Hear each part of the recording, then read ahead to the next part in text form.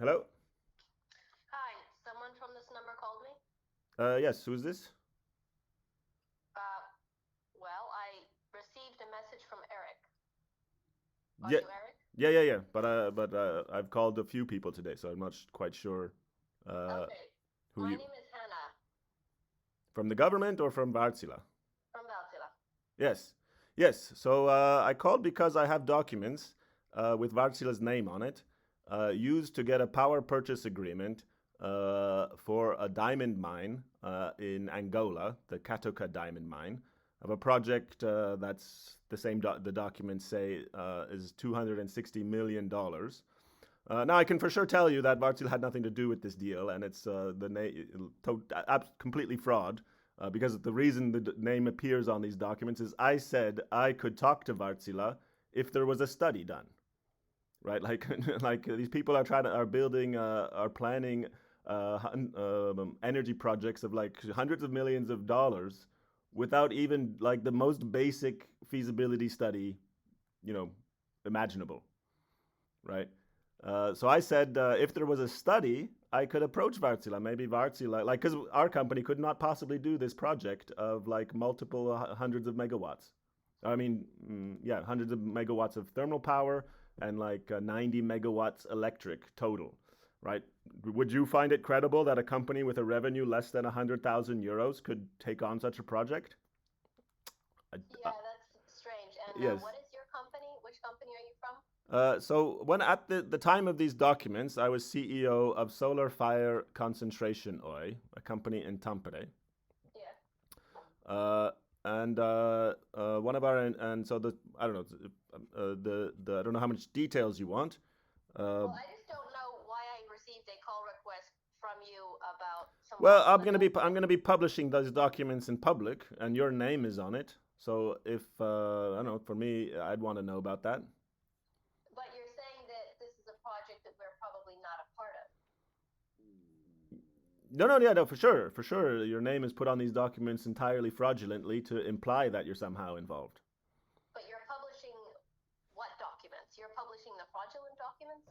Yeah, yeah, like because this is like they put like I say then I have nothing like they don't want to do a study. Like I'm like the first step would be do a study. The second step would be to talk to an engineering company that could actually do this sort of project. Maybe Wartsila could make a 90 megawatt electric power project in the middle of the Angolan desert. Obviously, a company with less than 100,000 euro revenue cannot do such a project. But we could do like a basic study, like how much land is there available, and right, like we have engineering competence. We could do a basic study with the information available, and then maybe help negotiate, right? So that would have been like a legitimate engineering process.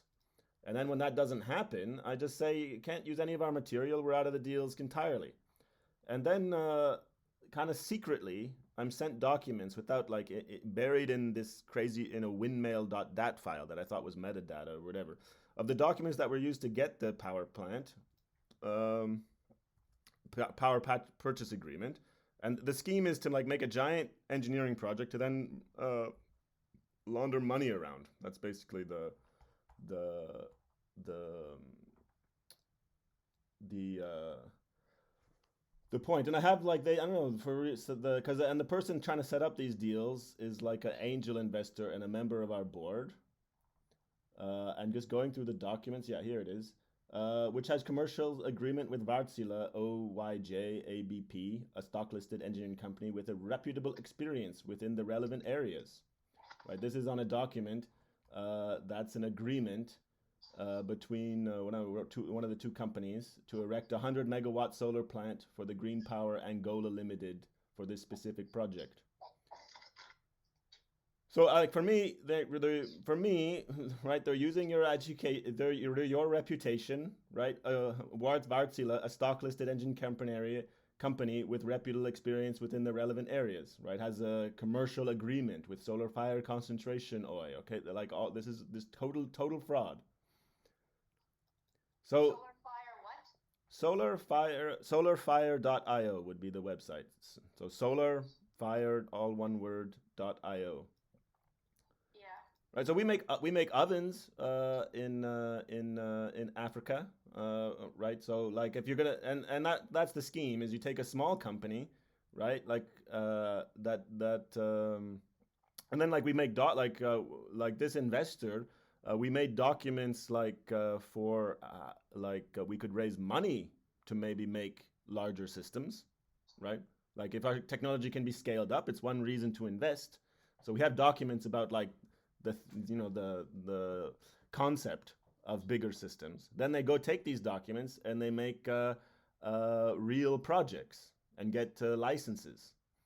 So for me, maybe it doesn't. Maybe you guys don't care, and I publish these documents, and your name is on it, and you just whatever, just Well, mention I later. don't understand. You're saying that there's a fraudulent document, but Yeah, then you say you're going to publish a fraudulent document. So I'm not really yeah. sure. It's fraud against me too. Like they put my name as senior manager of this entire Angola diamond mine energy project. Like I'm literally supervisory manager of the whole thing, right? So for me, right there, like I can like I like the supervisory manager of a money laundering scheme. I'm pretty sure can tell you if it's money laundering or not. So they do absolutely insane things like this, like put my name because they I guess they need like they're using my credibility, even though it's not credible. Like a small company can't do this sort of project. So, So but whatever. what's the name of the company? Solar Fire something? Why? Well, the whole name of the company is Solar Fire Concentration OY. You want the number? Sure. Isn't it?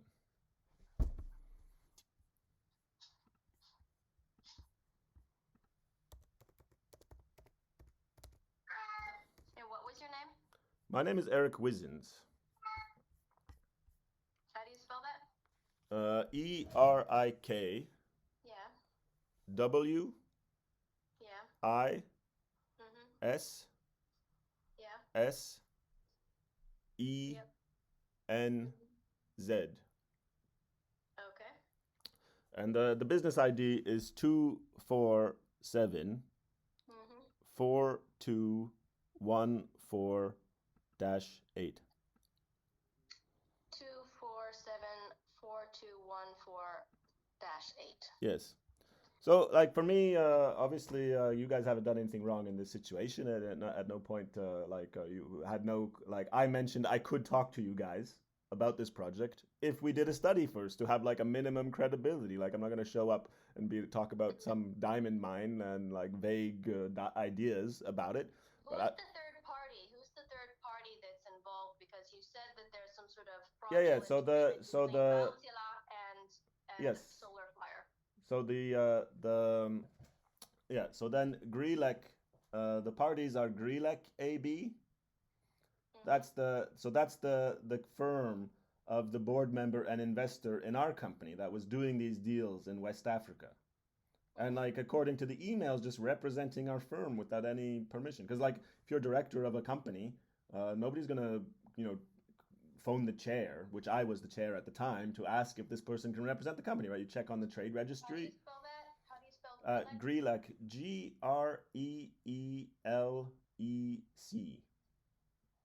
Greel, which I guess is a Swedish word, and then ek, ec, Grelec, AB, and then there's Eurocon, AB, like the pretty big engineering firm in Sweden. And I have another document that's literally called Grelec Eurocon Agreement. Well, actually, it's Eurocon Grelec Agreement. But I don't know if it's totally fraudulent. That wouldn't surprise me. Which agreement is the one that you say Wartsila is supposedly a party to? Grelec Power Angola Final Agreement. So it's in a well, I guess you're not a party. You're mentioned like you're implied as a party. Like and Well, to be obviously. a party of an agreement, you have to be listed. Yeah. Typically. No. Like what's fraudulent is to mention you in this document. Yeah. Like for sure you're not a party, and you never probably never. I'm sure like unless they like phoned you anyways or whatever. Like for sure this is the first time Wartsila is hearing about this. Well, this is not something that I've heard of before. Is this supposed to be an EPC, EEQ? Do you know? Well, this is like the scheme is you get power purchase agreements in Africa, right? Then you move money around. for like the preliminary engineering, right? And once you have a license, you can convince bankers and bureaucrats or whatever that you have to move, right? Then they talked about moving 30 million euros of seed money for this 260 million total budget, right? And then first they talked about moving $800,000 USD from the US to Norway, which I assumed was like maybe a grant. And then they talked about needing to use that to get 32 million of seed money, right? All without any study. I'm like, how do you move? How do you raise money without any study at all? Like, what the hell's And going on? what is the reference to Wartsila? Well, that's what I'm telling. The reference to Wartsila, right, is, well, here's the full paragraph. Consultant has project agreement between Grelec AB and Eurocon AB, a stock-listed engineering company with reputable experience within the relevant areas, and a project agreement with Grelec AB and Solar Fire Concentration Oy in Finland, which has a commercial agreement with Wartsila Oyg, a stock-listed company with reputable experience within the relevant areas. So, like, they're claiming, like, I don't know, this is just straight up claim that you're somehow involved in this project So that we have an agreement with Solar Fire to Okay. which has an agreement with Grelec, which has a commitment to this Angolan diamond mine, which is Okay. already which Katoka and Diema is already involved in a shit ton of money laundering scandals and allegations and so on. And I'm told the Dos Santos are behind this deal. When this starts to make just zero sense, I'm like, where the hell's the money coming from? Because for years they talked about investors, that they're talking to investors, but without any details. Like, okay, so it's not a crime to talk to investors. And from my point of view, it was like investors to develop the technology, because the Grelec technology in 2014, I was shown a video of a bunch of pipes in a shed. And now this is 2019. I have not seen any further technological advancement. And of course, in the engineering world, if you see an engineering company that does not do any engineering, right, it's suspicious. But of course, not a crime. It's not a crime to not do any engineering, and it's not a crime to talk to investors. So okay, it's shady as fuck, but whatever. There's no crime. Then what happens is they come under investigation for fraud in Ghana, because they do the same thing in Ghana and Namibia. But they didn't. But they could just use our the. We did a study for that. Like, we did a study of like how could this technology be developed, like a concept study in 2015, and we made a numerical model. Like, the CTO is a thermal engineer, right? I studied math, so okay, we can do like some credible starting steps, let's say, in the computer, right? Check that it's like feasible and such, etc. Right? Like, for sure, me and the solar thermal engineer could not by ourselves design 90 megawatts electric power plant, but we could get some concepts started, right? And then you raise money and you hire other people or you make partnerships or whatever. So what we did in 2015 was totally normal engineering process. But then they use these documents that are just concept documents of like to raise R&D, right? Like the first steps of R&D, like make a prototype, make one prototype of 100 watts would be already a bigger step. And Uh, you said that you left Solar Fire, so are you in part of another company now? I'm now CEO of a company in Switzerland, but I didn't leave Solar Fire. The person who wrote this document springs out of nowhere one day and accuses me of not being the legitimate CEO for a whole 2 years and signing a whole bunch of illegitimate loans because my signature isn't valid. Right, based on documents he had 2 years ago, and like, so totally absurd if you know anything about corporate law. I've been acquitted of liability twice. These are documents he had 2 years ago. His argument didn't even make any sense, even if this was 2 years ago. Um, Anyways, like, because I'm a chair of the board and managing director and have power of signature, and I became CEO because the previous CEO quit. So Mm. then he was arguing that somehow the paperwork to make me CEO that wasn't proper. I don't know. An attorney explained to me that CEO isn't even like a legal term, right? Managing director, board director, chair, those are all legal things. But CEO is like the same as like lead developer. You're just like the lead of the executives, and you could name anybody CEO. Anyways, The point is that was his argument that somehow the paperwork to make me CEO 2 years previously wasn't valid and my signature wasn't was fraudulent. So anyway, so this is so obviously I go to the auditor who says that she can't do anything.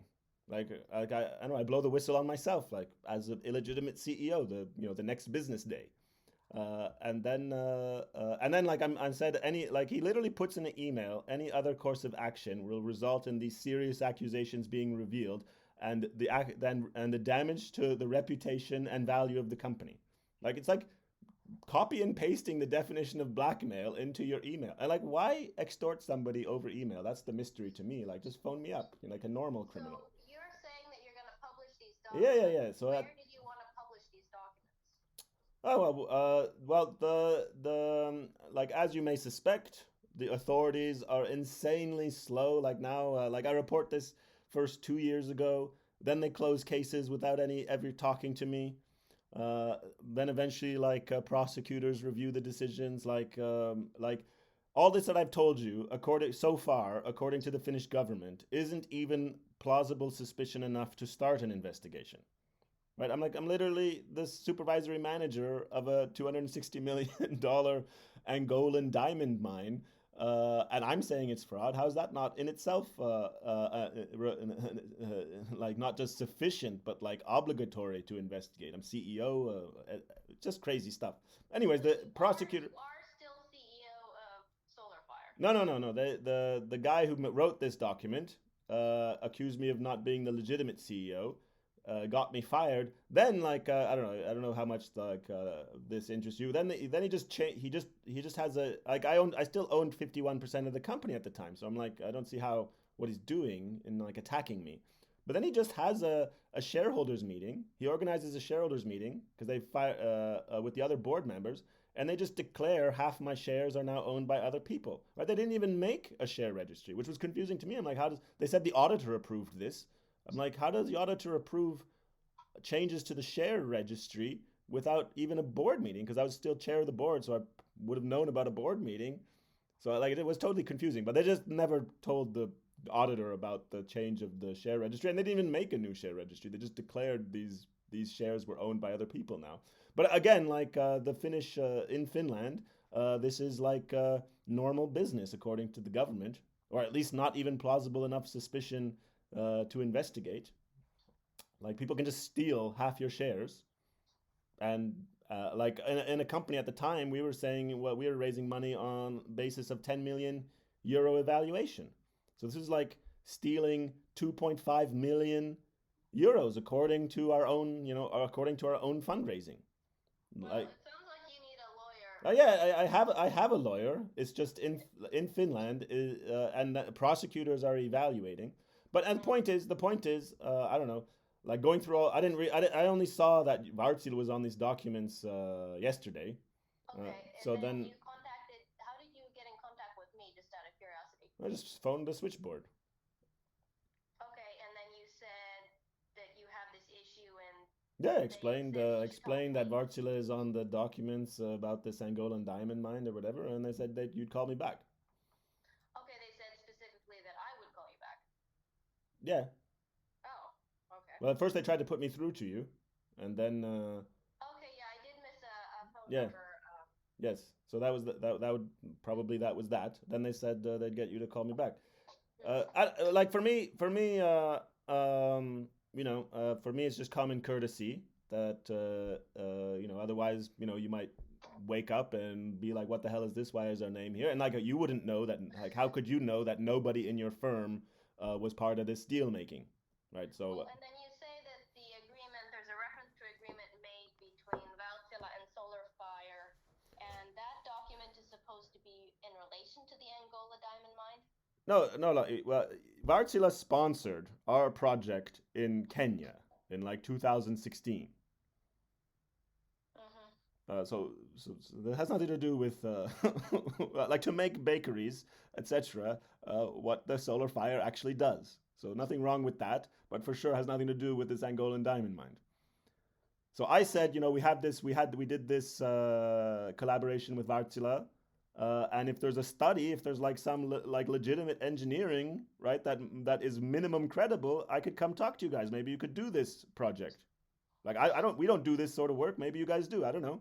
So I mentioned that I could talk to you guys if we had like the most bare bones engineering study to not be fools.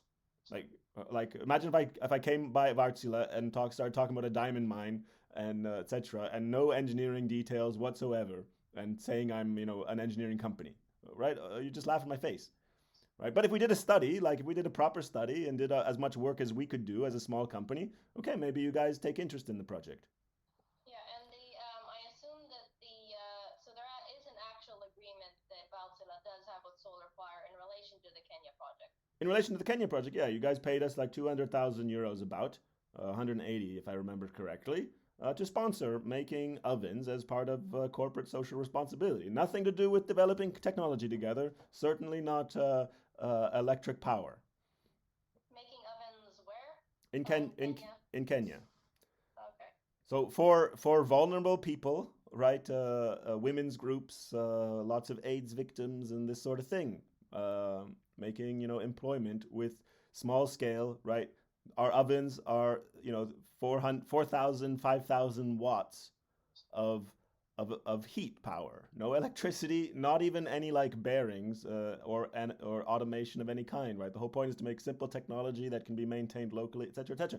Very very far from producing electricity at 90 megawatts electric power. Yeah, and so you plan to publish these fraudulent documents where?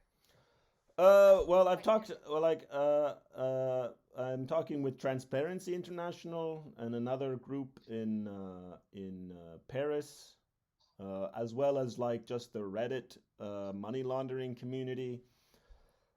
I could just publish them myself.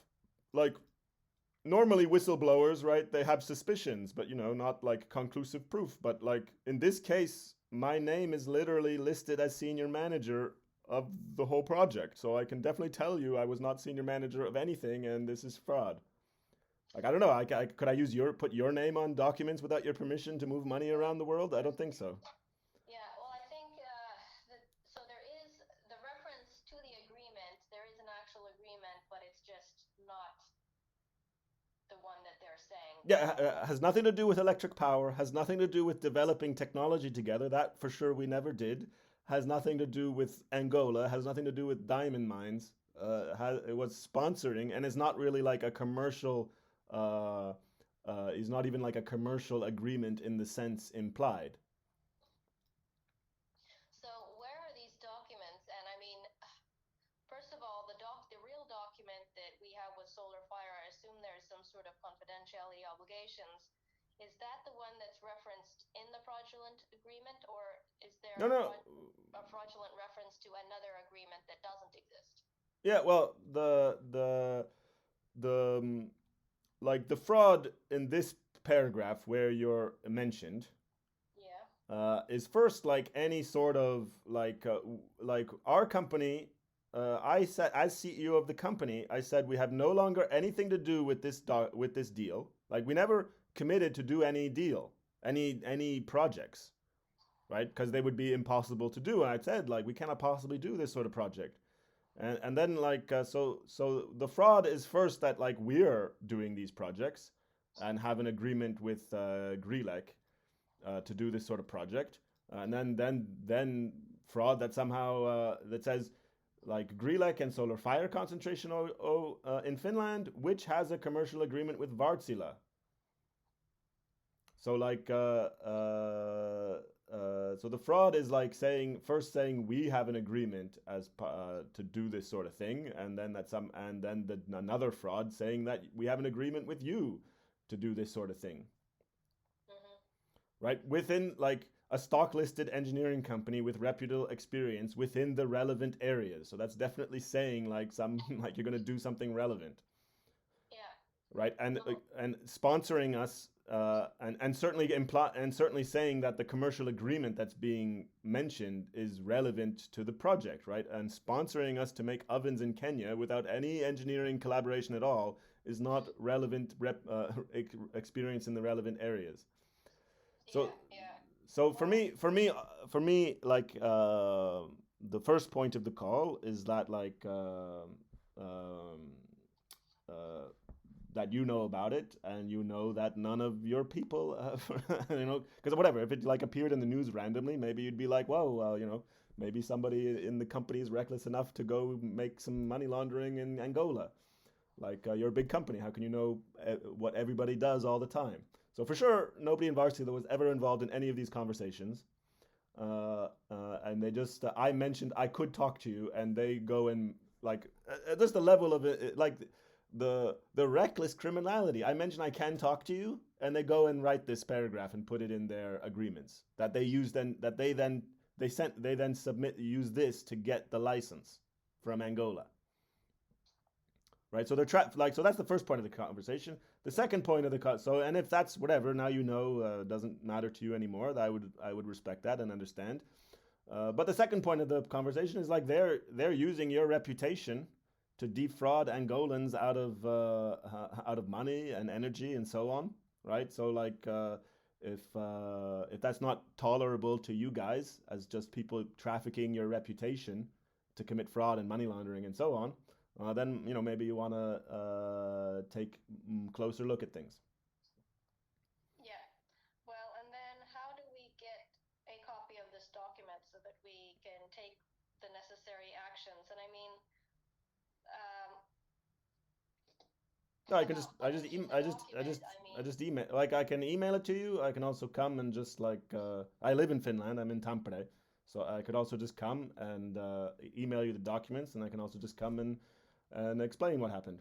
And like, so for me, like, there's like, okay, whatever. Maybe you guys, legally should just report to police or your auditors or whatever that you've been made aware your name was fraudulently used and you had nothing to do with this. Afterwards, I don't know, maybe like might be part of your corporate, the CEO of your company is just angry that Varta's name is used for this sort of scheme. fine. Because First of all, For sure Vartsila has way more power and resources to do something about this than me, which the authorities just like ignore for year. Like they just keep like a police officer closed the case without ever talking to me, and like I'm chair of a corporation for 10 years. I've never reported anybody for crime before, and I do business in Africa, the place you'd expect people to run into money laundering, and I report money laundering.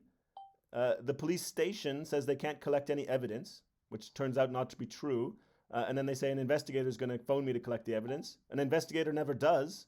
And then I get a letter saying they closed the case because there's no evidence, mm, right? Like, so maybe, like, so what happens if you're the CE, like, if you, like, and previously, reporting a €300 fraudulent invoice that we paid one day by accident.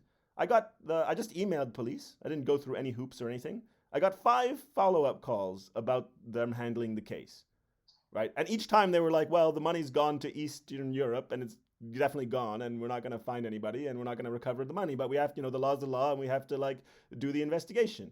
So that was my previous interaction with police. Then I report money laundering with clear evidence, like my name's used. There's also like there's zillions of elements of fraud here, and then the plus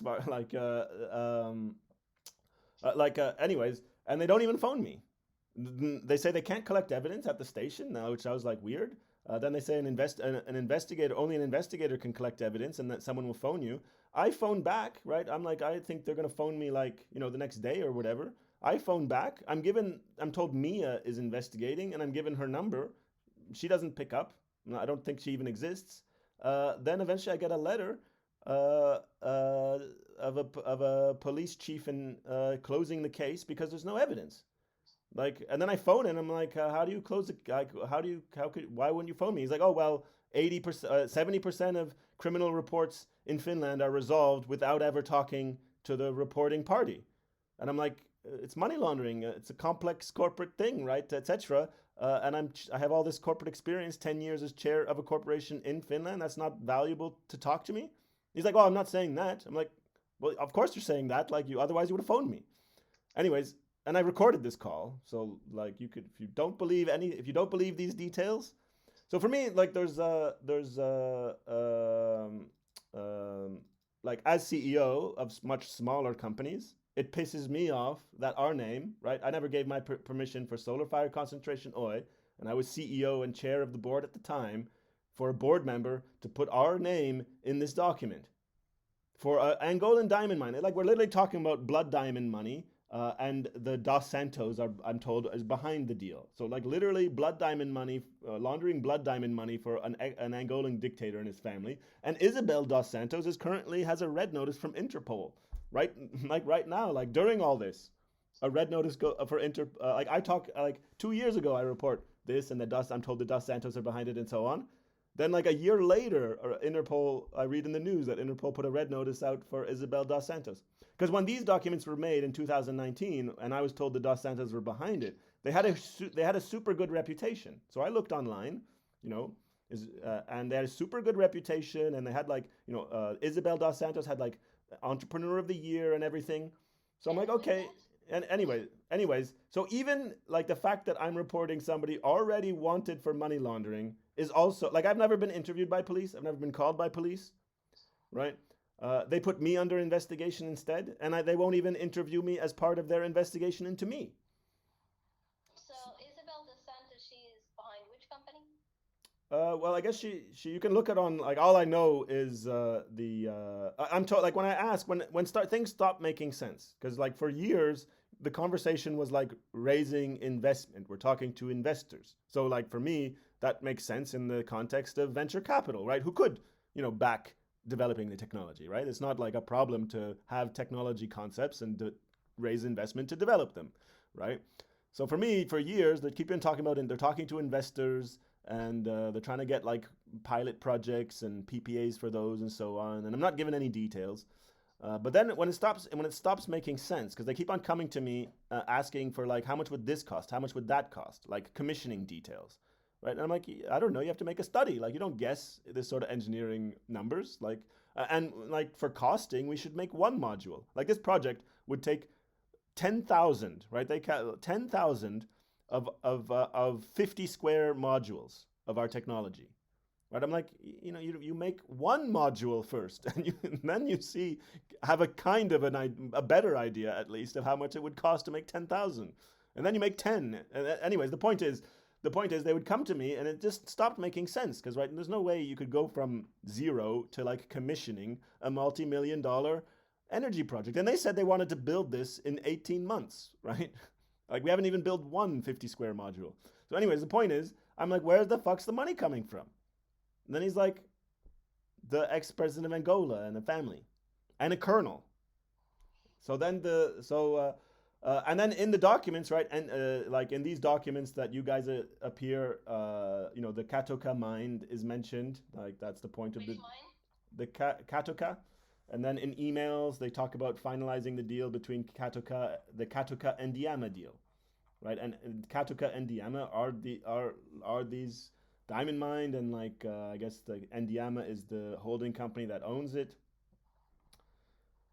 right? Like Green Power Angola, right? So Grelec is the Swedish company, and the guy who invests in our company in 2014, and then sits on our board, and it never does any sort of angel investor thing. Doesn't introduce us to one single other investor in 5 years between 2014 and 2019 when all this goes down.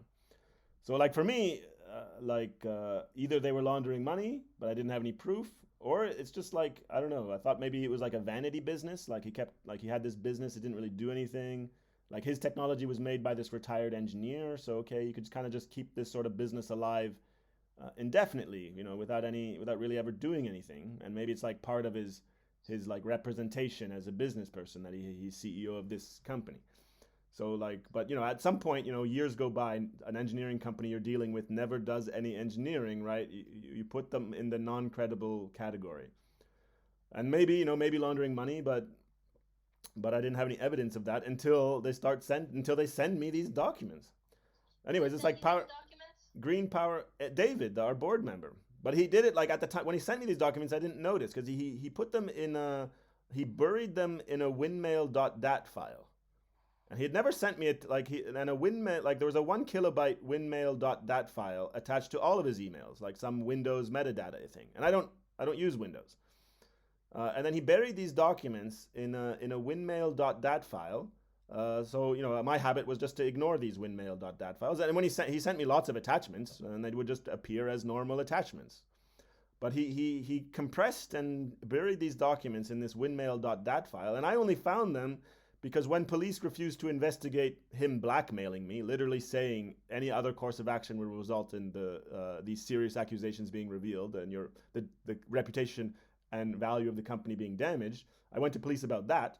And when the police didn't do anything, then I sat down and I went through like everything he had ever sent me, because So like he was blackmailing you how? well, yeah, claiming that I was not a legitimate CEO and that my signature wasn't valid and I had signed illegitimate loans, which is not even like a crime against him or the company. It's a crime against the investors that I've defrauded out of their money. Right? He's accusing me of embezzling and fraud. And like going around as an illegitimate CEO. Now, if you know anything about corporate law, that's just basically impossible for me to go around as an illegitimate CEO for 2 years, acquitted of liability, audited, etc., by KPMG. And anyways, so then because like when he because I just say like we're out of this, don't use our material for anything, and I asked for a report like please report to us how our material has been used and to who, etc., which they don't do, which is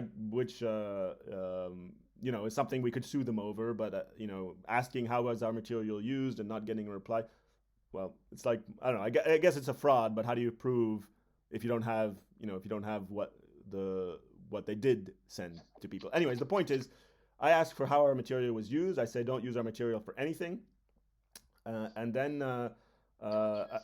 You told who not to use what material, and what material we're talking about? Are you talking about solar files material Yeah, or? so solar fire's material, because we have lots of documents, we have lots of documents that make this sort of thing credible.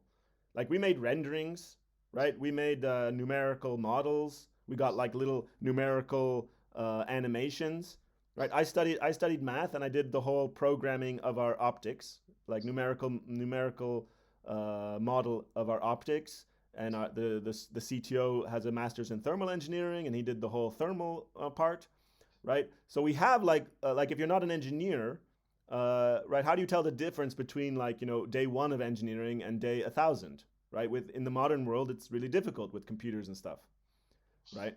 So we have all of this like credible engineering documents, which is totally credible if we're talking about like raising VC investment. Like these documents would be documents that we could come by Wartsila and So pitch. And you're telling who not to use these documents? You're telling Greelick or someone else not to use these documents? Grelec and their partner Green Power Angola, and it's Green Power Angola and Green Power, which is a company this Norwegian made, and there's a Green Power Norway. Uh, so there's this, and his name is Christian Enderson, something like this. Like well, I can send you the documents. You can check the names and the company, all these things. Anyways, the I tell them we're out of we're like because they keep on pressuring me to sign agreements committing us to this project. Because of course they're not engineers, right? So if we commit to the project, right, they and something goes wrong in their scheme, right, they just throw their hands in the air and they say, oh well, we thought, they said they could do it, right? What documents are they now wanting you to sign? Because apparently you said there's already documents. You said, what was it, some sort of purchase order? Yeah, I could send you these contracts that they tried to get me to sign if you want, but they're basically just they were pressuring me while they were asking for all these details, right? Which make no sense to get. Like you don't guess engineering, right? You sit down and you calculate, right? And even then you're not very confident until you build it, right? So they keep on asking me to guess these things. They start making documents like the project plan and like the PPI, project planning and implementation. And I'm like, we don't have any technologies. Why are we making project plan and implementation documents?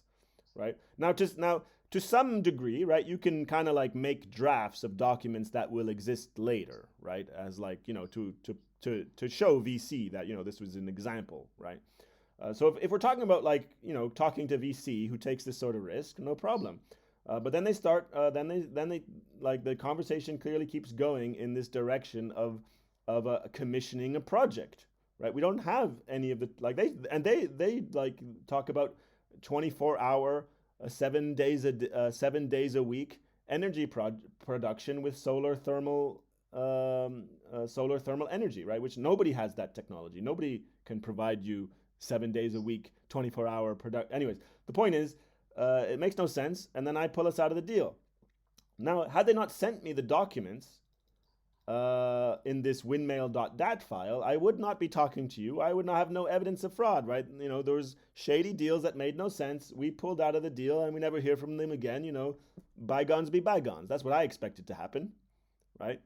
Like, and then, but they'd sent us these documents in this windmail.dat file. Are those signed? Are those signed documents? They're not signed, but they're in an email that says Angola paperwork. This is the documents I used to get the PPA.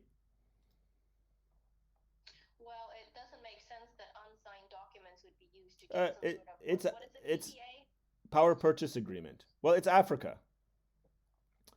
But like you putting my name, then they have the like, and even if the fact that it's not signed, and I do have contracts that are signed, but the point is, even if it's not signed, like it comes with documents that like list me as the supervisory manager of the whole project. So Yeah, like, but you said you're no longer the CEO of Solar Fire, so why is this still on your table? Your name is still mentioned in documents still?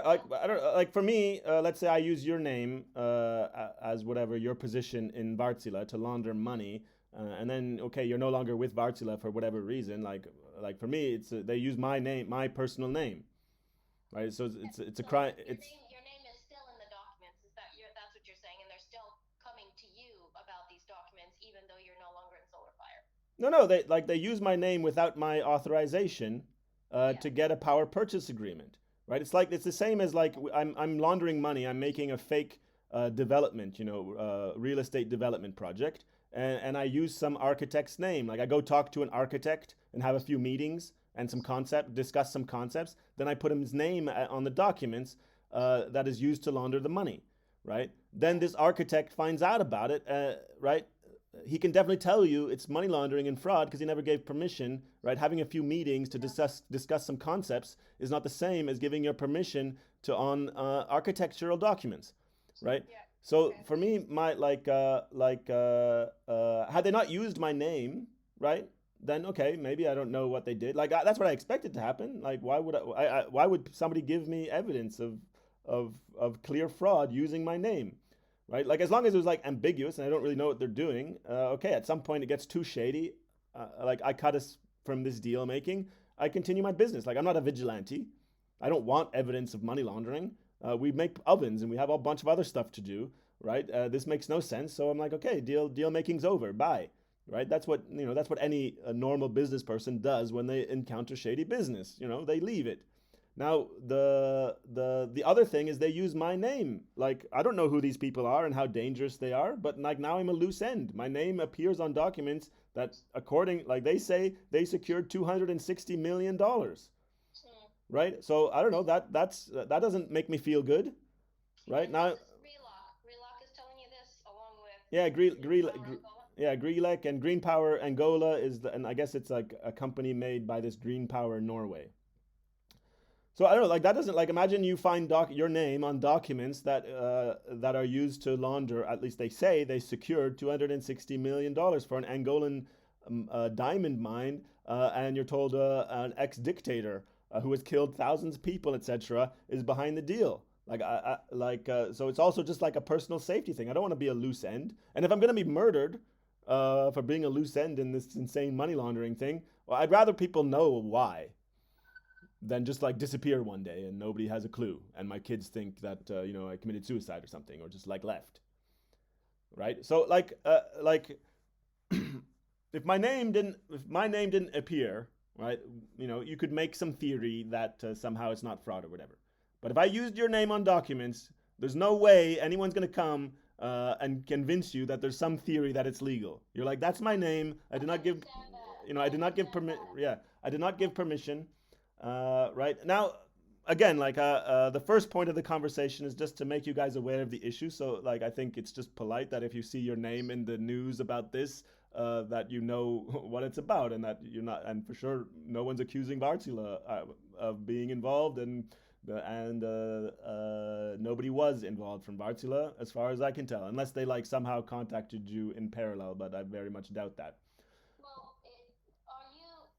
I'm a bit concerned about publishing these documents since they are fraud, and I think that it could be beneficial for Valtila to Well, that's the second look point of into the this. that's the second point of the conversation is that I would rather much rather what you propose. Like I have very limited resources, but now that your name is used same as mine in these documents, maybe Wartsila could take care of all of this in much better result for society. Because obviously, me just going public and accusing, like that's what I tell police. I'm like all of these, like there's all sorts of people involved in covering it up. Like the other board members, my ex-wife. I don't want to accuse my ex-wife of money laundering in public, right?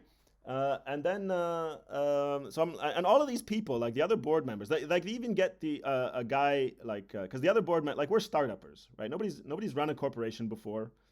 Right, I was the only one who took interest in this whole legal aspect because, like, as a math person, it's like kind of like math on easy mode, the law, right? Because you don't, in math, you gotta, really prove something, and in the law, you can kind of just be like, that's makes sense from a distance, right? So for me, like the law is very similar to math, right? You make arguments, you try to prove things, and but like more fun because there's like more flexibility. So I took interest in all this legal stuff. That's why I know that when like because David went to the other board members, including my ex-wife, with these accusations I wasn't legitimate CEO. Now, if you don't know anything about the law, right, somebody can point at this sentence in the law and point at that or whatever, right, and it seems credible, right? I'm sure if you were trying to convince somebody of law breaking that didn't know anything about the law, right, and you were just like trying to like convince them a law had been broken, you'd have an easy time of it, right?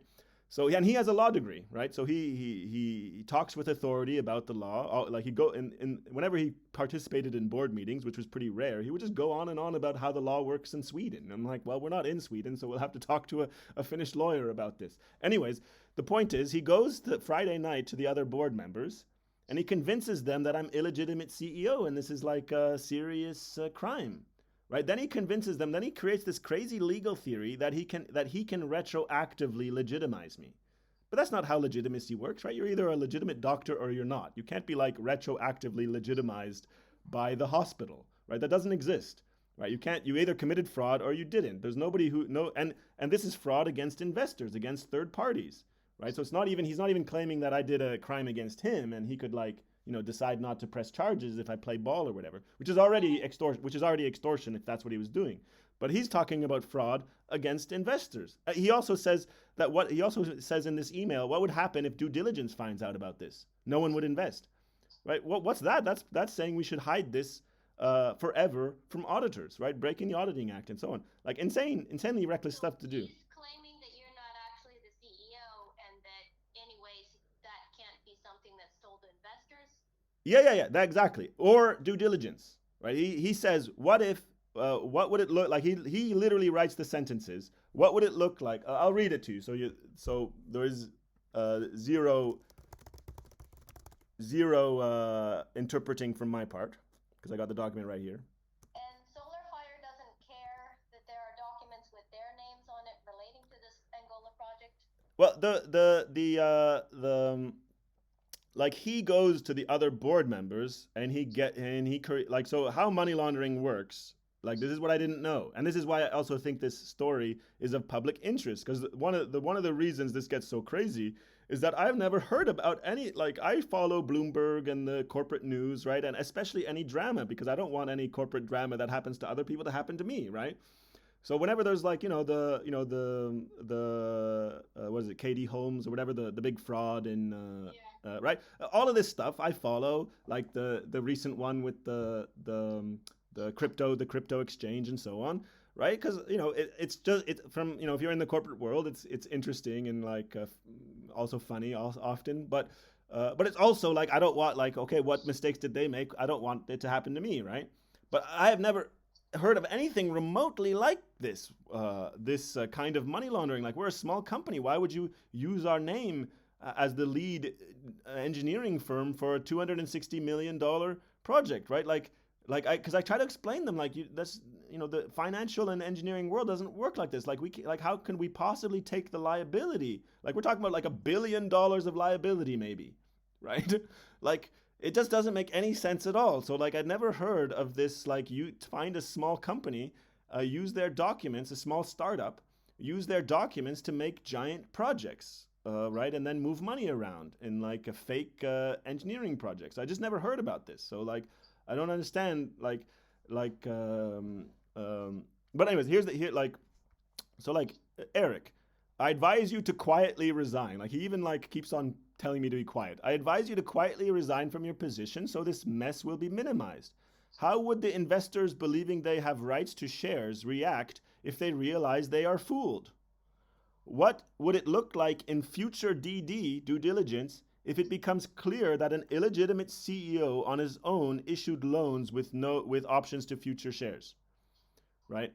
Now, what he's talking about, like, that I'm illegitimate, and then he starts the email with, "I hereby declare you are illegitimate CEO and don't have the authority," and then he right, and then he mentions So this paper. did the board fire you? Yeah, the board fires me 3 days after getting this message is sent. And the because he goes to the other board members and he convinces them that, like, all this is true, and they have, so, like, and they like, I don't know how people were in the company for so long without understanding the law is serious. Like, I don't know, like, people, like, I talk about the law and people just like zone out. But, like, criminal accusations are a serious thing. You want to go and check with a lawyer before participating in accusing somebody of crime, right? Then they, because anyways, the point is, then they had this. They even then wrote board minutes that I got access to later that say they're not going to challenge my signature, that on the issue of Eric's illegitimate signature, we're not going to challenge his signature, right? That's just like admitting to that you still believe it's fraud, and that's just admitting to defrauding these third parties. It's not the board's It's not the board that's the damaged party that would have the right to challenge or not my signature, right? It's all of these third parties I signed with, right? So, like, this is how reckless these people are, and also, well, not reckless, just how easily they're manipulated by somebody, by one person who is this reckless. And he puts this in email. Like, also, like, if this wasn't an email, we wouldn't be having this conversation, right? If they just phoned me up and been like, "We think you're illegitimate CEO," or whatever, I would have laughed in their face, explained to them that, you have 3 months to challenge board minutes. Like, even if there is a problem, you have the 3 months to challenge board minutes. I've been acquitted of liability twice. I've been audited, right? Like, none of this is hidden from the auditor, so it would be like, the auditor messed up somehow. Like, that's why we pay an auditor, to make sure all this paperwork is done correctly. Uh, and it's David. David was in the meeting where we decided I would be CEO from when the previous CEO quit. So it's not something he wasn't informed of, and it's something that he's been clearly known about since 2 years, because I keep on emailing him with the title CEO. Anyways, I would have laughed in their face and explained how. And then, like, we literally have shareholders meetings where we talk about, the financial plan of the company is to issue convertible notes. So, like, these loans are literally approved in shareholders meetings as the financial plan, of which, of course, it's the financial plan. That's how a startup works, right? You raise money. So so what he's accusing me of is the most preposterous thing. And then, of course, these serious right? He says all other options will reveal serious accusations with the risk to damage the reputation and valuation of the company, right? I didn't resign. Did he reveal these serious accusations and damage the reputation and valuation of the company? Of course not, because it's not a legitimate belief. So I don't do as he says, and then what he says is going to happen doesn't happen. So like, anyways, the point is, the They're the not point. doing anything about this issue about your name being on documents? No, they write a board. They immediately write a board meeting minutes after they fire me. The next board meeting, they write a minute that they're not going to challenge my signature. I could read it to you if you're curious about They're how. not going to challenge your signature, but I don't understand their agreement. So even if there's an agreement supposedly between SolarFire and Grelec about this Angola project, even if you're referenced as having some role, there would still have to be someone from No, no, no, no, no. Like, no. This whole thing about accusing me of being illegitimate CEO in the signature and so that's to control the board members to fire me, because I tell David my mistake was when I started to get suspicious. I thought David, the guy who writes me this letter, and the board member and the guy who owns Grelec, I thought he would have been an equal victim and target of this scheme as us, right? Because I've known this guy for like, because I had interpreted his like not doing any engineering as like it's a kind of a vanity project. Like he has his business, it's not doesn't go anywhere, but he doesn't want to close it or go bankrupt. And the engineer is a retired somebody retired that you don't have to pay, right? So if your engineer is a retired guy that you don't pay and right, well you could keep a business going forever, right? And he's got a website and it's kind of part of his presentation as a businessman. So this is, and he's got part of our company, right? So okay, his company doesn't work, but he's got shares in our company that is working, right? And then maybe if our company works enough, maybe we could like buy out his technology because the basic concept of his technology isn't bad, right? We did the numerical model of his technology. So and it was made by a retired engineer who's got experience, right? So it's not like there's no potential in his technology. It's not like it's not some guy who's saying he has a perpetual motion machine or something, right? So there was no reason at the start to think this guy was not legitimate. And we were very suspicious of his technology until we did the numerical model and proved to ourselves that, at least insofar as thermal equations go, it could work. And like the point of his technology was to drive turbines more efficiently at lower temperatures, which is a good would be a good marriage with solar thermal technology, where the more you increase the temperature of the working fluid, right, the more costly and the more losses you have in the solar field, right? So unlike a gas turbine, if you have a giant solar field, there's a big cost to increasing the temperature. So there's this big Let's get back to yes. the issue of the signing. So these documents are supposed to be signed, I guess, by someone else from Solar Fire because you're no longer the CEO, correct? No, no, no. I was CEO when all of these documents were created. So like the issue of accusing me of having an illegitimate CEO of being an illegitimate CEO and having an illegitimate signature is purely to control the other board members because they approve this email. So he entraps them in blackmailing me with him. So he goes Friday night to the other board members and he presents these accusations. And instead of one of them being like, well, I don't know, I got to talk to a lawyer, they're like, just like, yep, Eric's been an illegitimate CEO this whole time. What a bastard. And then they approve him sending me this letter. So the reason he sends it in an email is to entrap the other board members, right? Had they just phoned me, right, and been like, you look, Eric, we have this concern about this CEO, right? I would have explained that it's total bullshit, and then that would have been the end of that, right? But since they put it in a letter, right, and like the reason he copy and pastes the definition of blackmail into his letter, right? All other options will reveal serious accusations with the risk to damage the reputation and valuation of the company, which I own a big part of the company, so it's threatening to damage my property, right? The reason he copy and paste the definition of blackmail is so that the other board members cannot possibly get out of it, right? There's no way to reinterpret this as not blackmail, right? What's blackmail? The threat to reveal accusations unless somebody does what you say, right? So you're saying this document was created 2 years ago, and The you only found out about this recently. Yeah, well then yeah, so the document was then originally this document was sent in the then there's a whole bunch of crime like the document with my name on it as supervisory manager is sent to me in like 2019, right? But Okay. but I don't know that. I just pull us out of the deal. It makes no sense, right? Because I don't want to waste my time, and I don't want to get involved in any criminal issues. Like I'm not a vigilante, so this is not something like I went and tried to find, right? The deal stops making sense. I say either we do a study as a first step, and then we talk the next steps, right? Or we're out of the deal, right? And I tell them our study is going to conclude we can't do this project, but maybe it's the start of discussing with somebody who could, like Wartsila I mentioned, right? The like because you guys have the diesel generators, right? So I know So you he pulled out of the Angola deal 2 years ago. yeah, yeah. So I pull out us out of the deal, Then in 2021, this guy just randomly blackmails me because I told him, I asked them, The guy from your board? yeah, the guy from our board. I asked them because then there's the pandemic happens, right? So whatever, like I'm in totally different things, right? And I like for me, it's ancient history.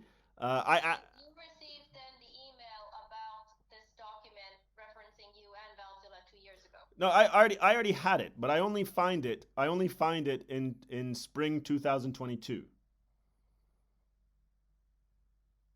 So I only find it last year because it was in this windmail.dat file, right? Uh, which David, this is the only time he sends me any attachment, any document inside this windmail.dat file, which is attached to all of his emails. So it's just like some Windows metadata thing, right? And then when he sends me attachments, like when he wants me to tries to get me to sign on a contract or whatever, it just appears as a normal attachment. So at no point did I think this windmail.dat file could have any attachments in it. I only realize something's suspicious when I go through everything very carefully, because like the blackmail, what I know is that when I start perceiving crime, like that I have evidence of crime, is when I get blackmailed. I know blackmail when I see it because legal people like yourself have explained to me for 10 years, right? You cannot use criminal accusations as leverage in a business negotiation, right? And if you want to accuse somebody of crime, right, you got to go the distance and involve the police and et cetera, right? So if you found out about this in 2022, then why are you only letting us know about this now? I didn't because I did the document that concerned me was where I'm listed as supervisory management, and I only read then just reading through it, like for me, right, that I'm supervisory manager, that I'm blackmailed, that they shut off my email, then access my email, but they don't tell the other three board members that they accessed my email. So I negotiate back access to my email because it's kind of like a petty bullshit. So they're like, yeah, whatever, you can have your email back. And then I get access to my email. I pull up the logs, and my email is accessed every single day for the last weeks because the email is managed by Google. So it's like a third party. I put the email on Google exactly so there'd be a third party verification of any of this sort of hacking bullshit. And so like all of this, for me is sufficient to at least start an investigation, right? Then police would go through everything carefully. So like I don't view my job as being a detective. And legal people like yourself told me for 10 years, I shouldn't try to manage the law myself, right? It's dangerous. So for me, okay, I know this is crime. At least like blackmailing me is crime. Accusing me of illegitimate CEO is a big crime, right? That should be investigated, right? Like But who's why didn't you come to Valzilla Oh sooner? no, I only saw your name on it yesterday because I didn't like I have hundreds and I've thought thousands of documents and emails and stuff. So I haven't read everything um,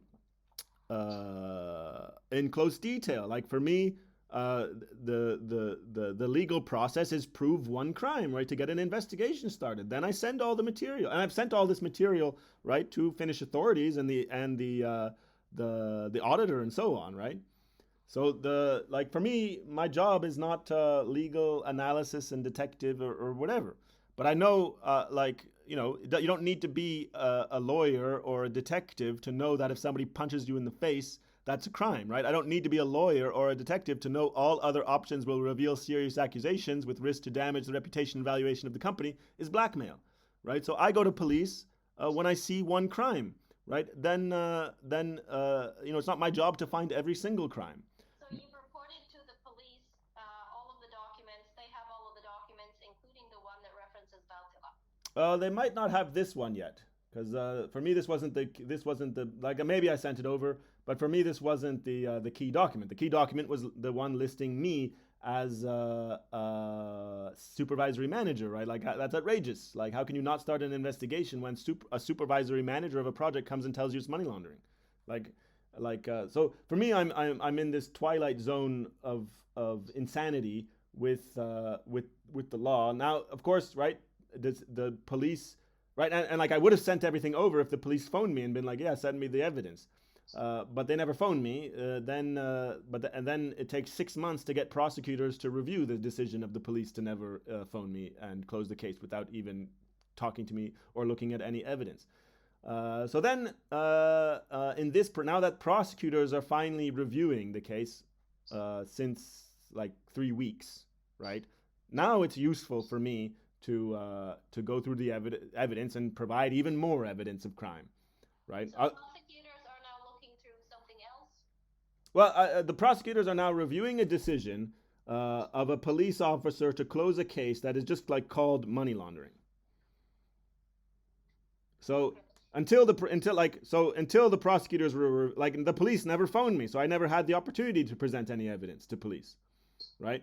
The police station said only an investigator could get the evidence from me, and I get a phone call, which I never get. Then the next step, okay, I get the letter. Eventually, I get the letter from police that they closed the case because there's no evidence. And then I get prosecutors. The next step is to get prosecutors to start the review, right?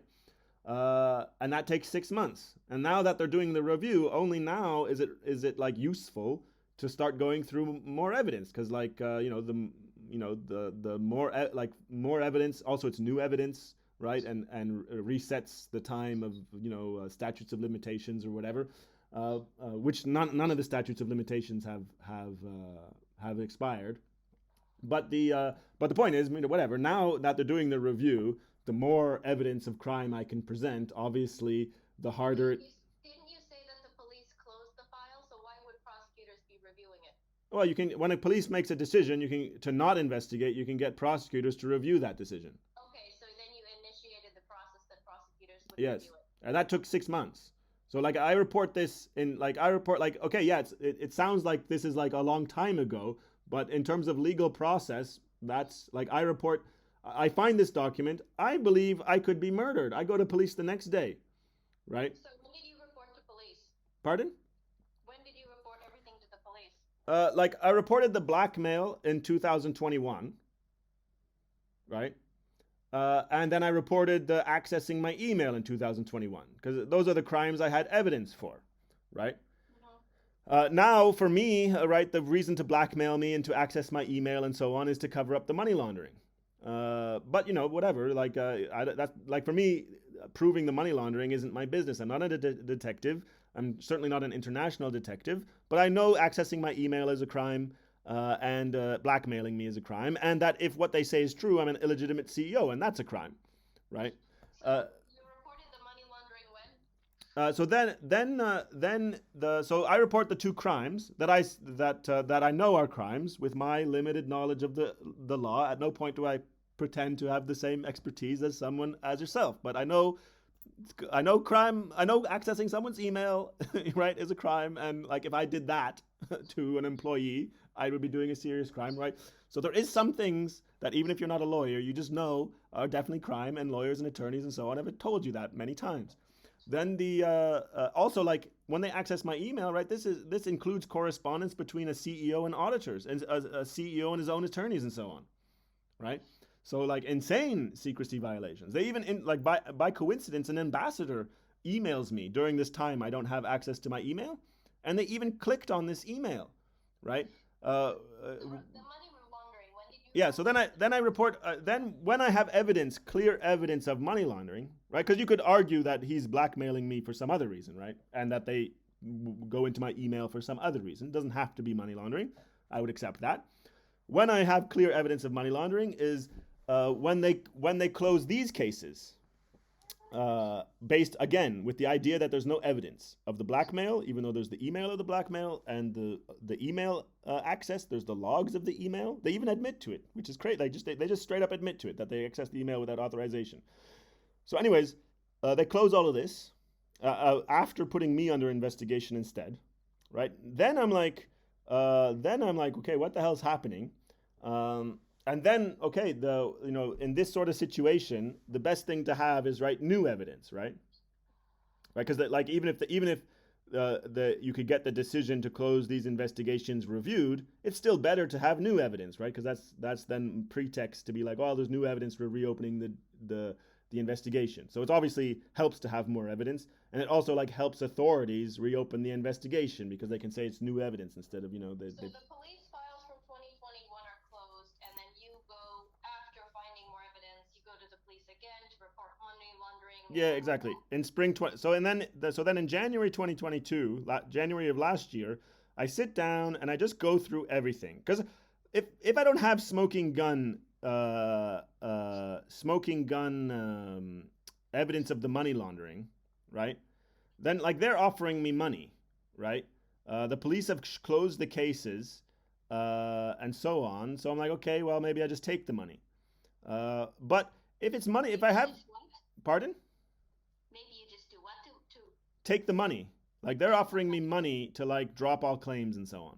Who's offering you money? The company, Solar Fire, Solar Fire is offering you money to drop what claims? all claims against David, against them personally, against the company, and so on. Again, Did you like, sue them? pardon? Did you sue them? They the yeah, because they transfer the that's also a pending legal action because they transfer all my share rights. Like I still owned 51% of the company. That's why I thought like But you sued them for stealing shares.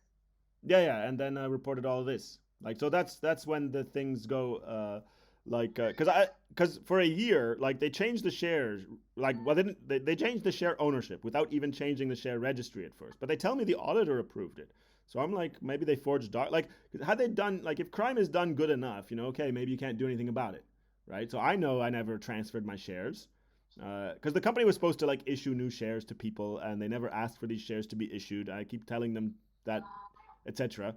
So then they decide that since the shares never got issued, that they can take my shares, which you could make the legal argument that I did that somehow it's my fault and I owe them my shares instead, right? But you can't. But even if I say you owe me money, that doesn't give me the right to go into your wallet and take the money I say you owe me. So you were wondering whether to just take the money when you were looking at the files again and Yeah, checking. because the like the I reported things to police, etc. And then so because the blackmail, right, and then accessing my email are all crimes against me, right? They're not the whereas but the money laundering, right, it's a crime against society, right, a crime against the state. Money laundering, right, it has nothing. You accused Solar Fire of the money laundering?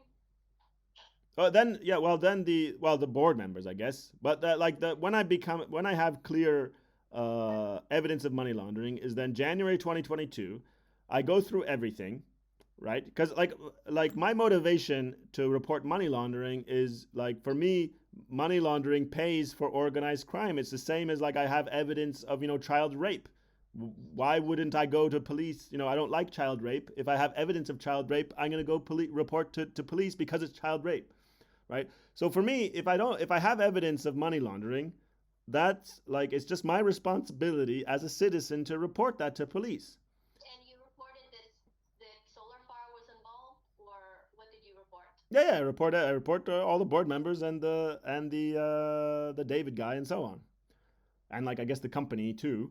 Right. So that, but it's in January 2022 that I then find these documents that where I'm listed as senior manager, and now I can tell you it's fraud because I never gave any authorization to use my name as senior manager on these Angolan diamond mine projects ever.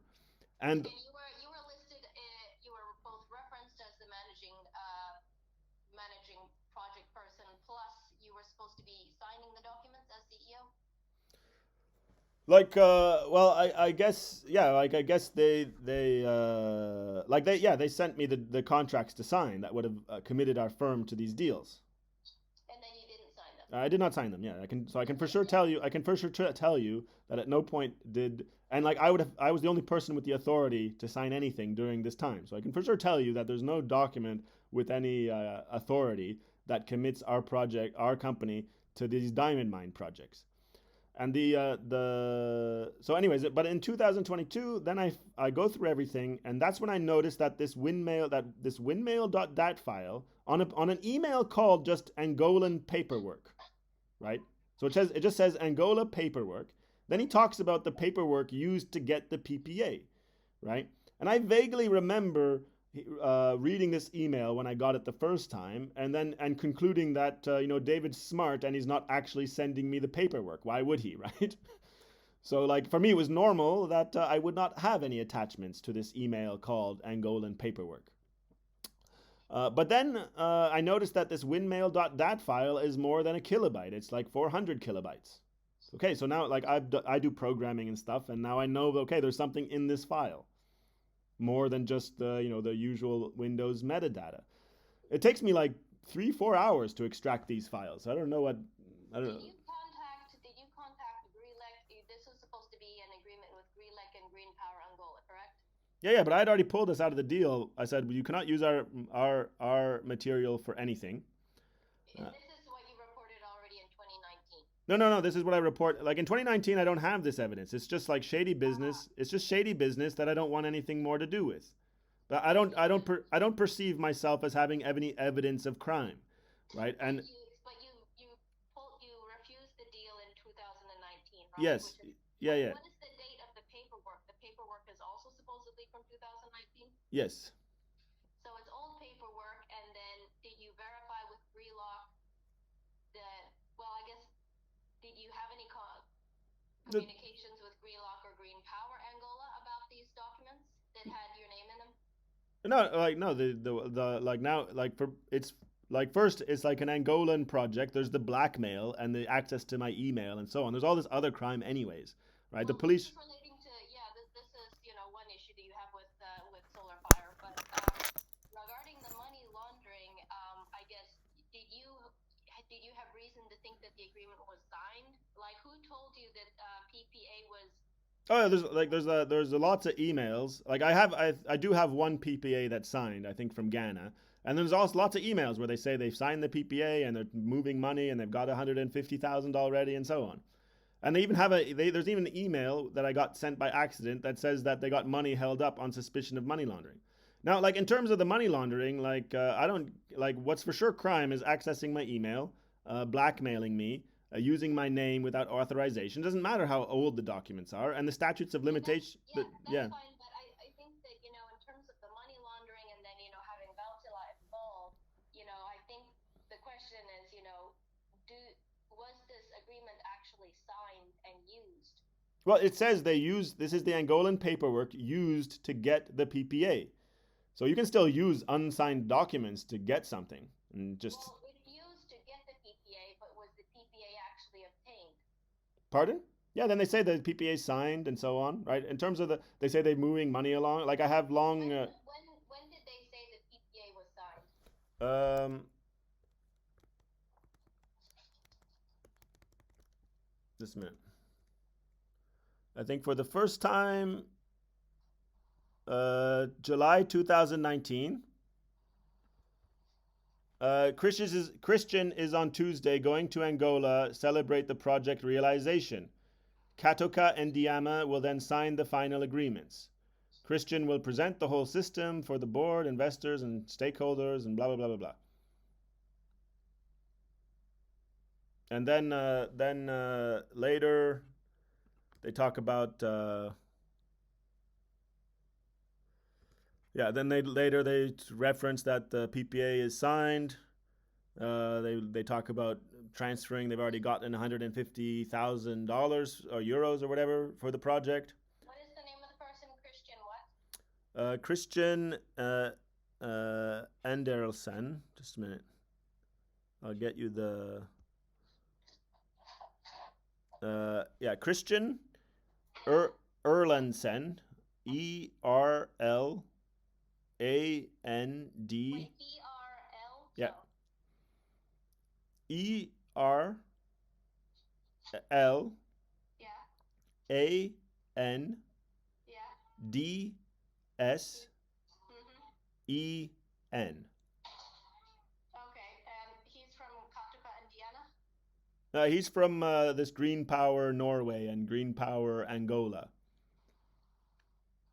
He's the guy who set up the deal. I met him in Stockholm once, and then like okay, and like if you want more like the like when I met him in 2015, like I'd been doing running a corporation for like 2 years, right? And we had just like raised our first investment, so like I didn't know much about business, right? And when I met him, like he talked about like his previous business was setting up telecoms in Africa, and that one he had all these crazy stories about like he owed 30 million euros to FinFund and Swedfund and was gonna default in 3 days, and then somehow came up with the money and sent it to them, right? And then Katuka, Indiana, who are they? Katoka and Diama, right? Katoka is the diamond mine, and Diama is like the holding company, and right, and they're implicated in all of this Dos Santos money laundering scandals. And Dos Santos, Eduardo Dos Santos is dead. He died 2 weeks before a corruption trial in Angola. Because what happens is in 2019 the government changes. So all of this was like, right, in 2019, the government changes, or maybe it changed before, but in 2019, the new government starts to go after the money laundering.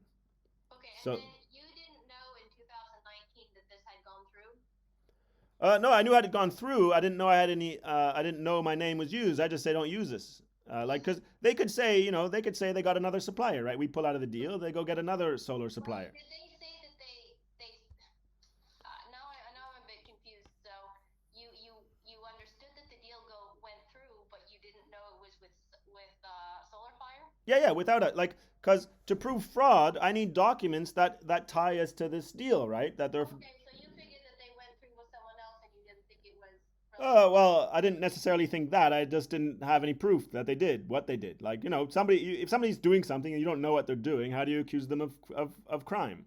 Well, when they told you that they received a PPA based on documents, did you realize it was the documents that had your name on it and Solar Fire's name No, on it? no, because I didn't know I had those documents.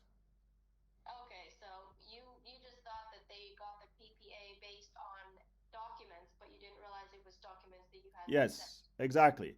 And like, as long as lawyers have and attorneys have explained to me that like, if there's an interpretation that's not fraud, you shouldn't accuse somebody of fraud, right? So if I accuse them of fraud at this point, right, there's lots of companies that provide solar thermal services.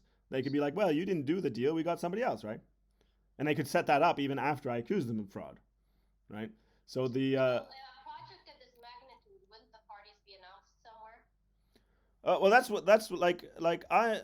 I'm CEO of a company at this time that makes less than 100,000 euros, right? So I don't have like lawyers on staff and so on. No, no, Uh, no, but yeah. like, do you know if there was some sort of public announcement about this project? I don't know. Like this is again what I expect police to do, Yeah. right? Like Well, I just get something like that out of curiosity yeah, you yeah. checked. I don't know if there's any public announcement. I have lots of, but what like from my point of view, right? Blackmailing me and then accessing my email, and they even delete this email, right? Because then I renegotiate access to my email. Because for me, the only reason to shut off my email would be to access it. But of course, you know, that suspicion wouldn't be enough to start an investigation, right?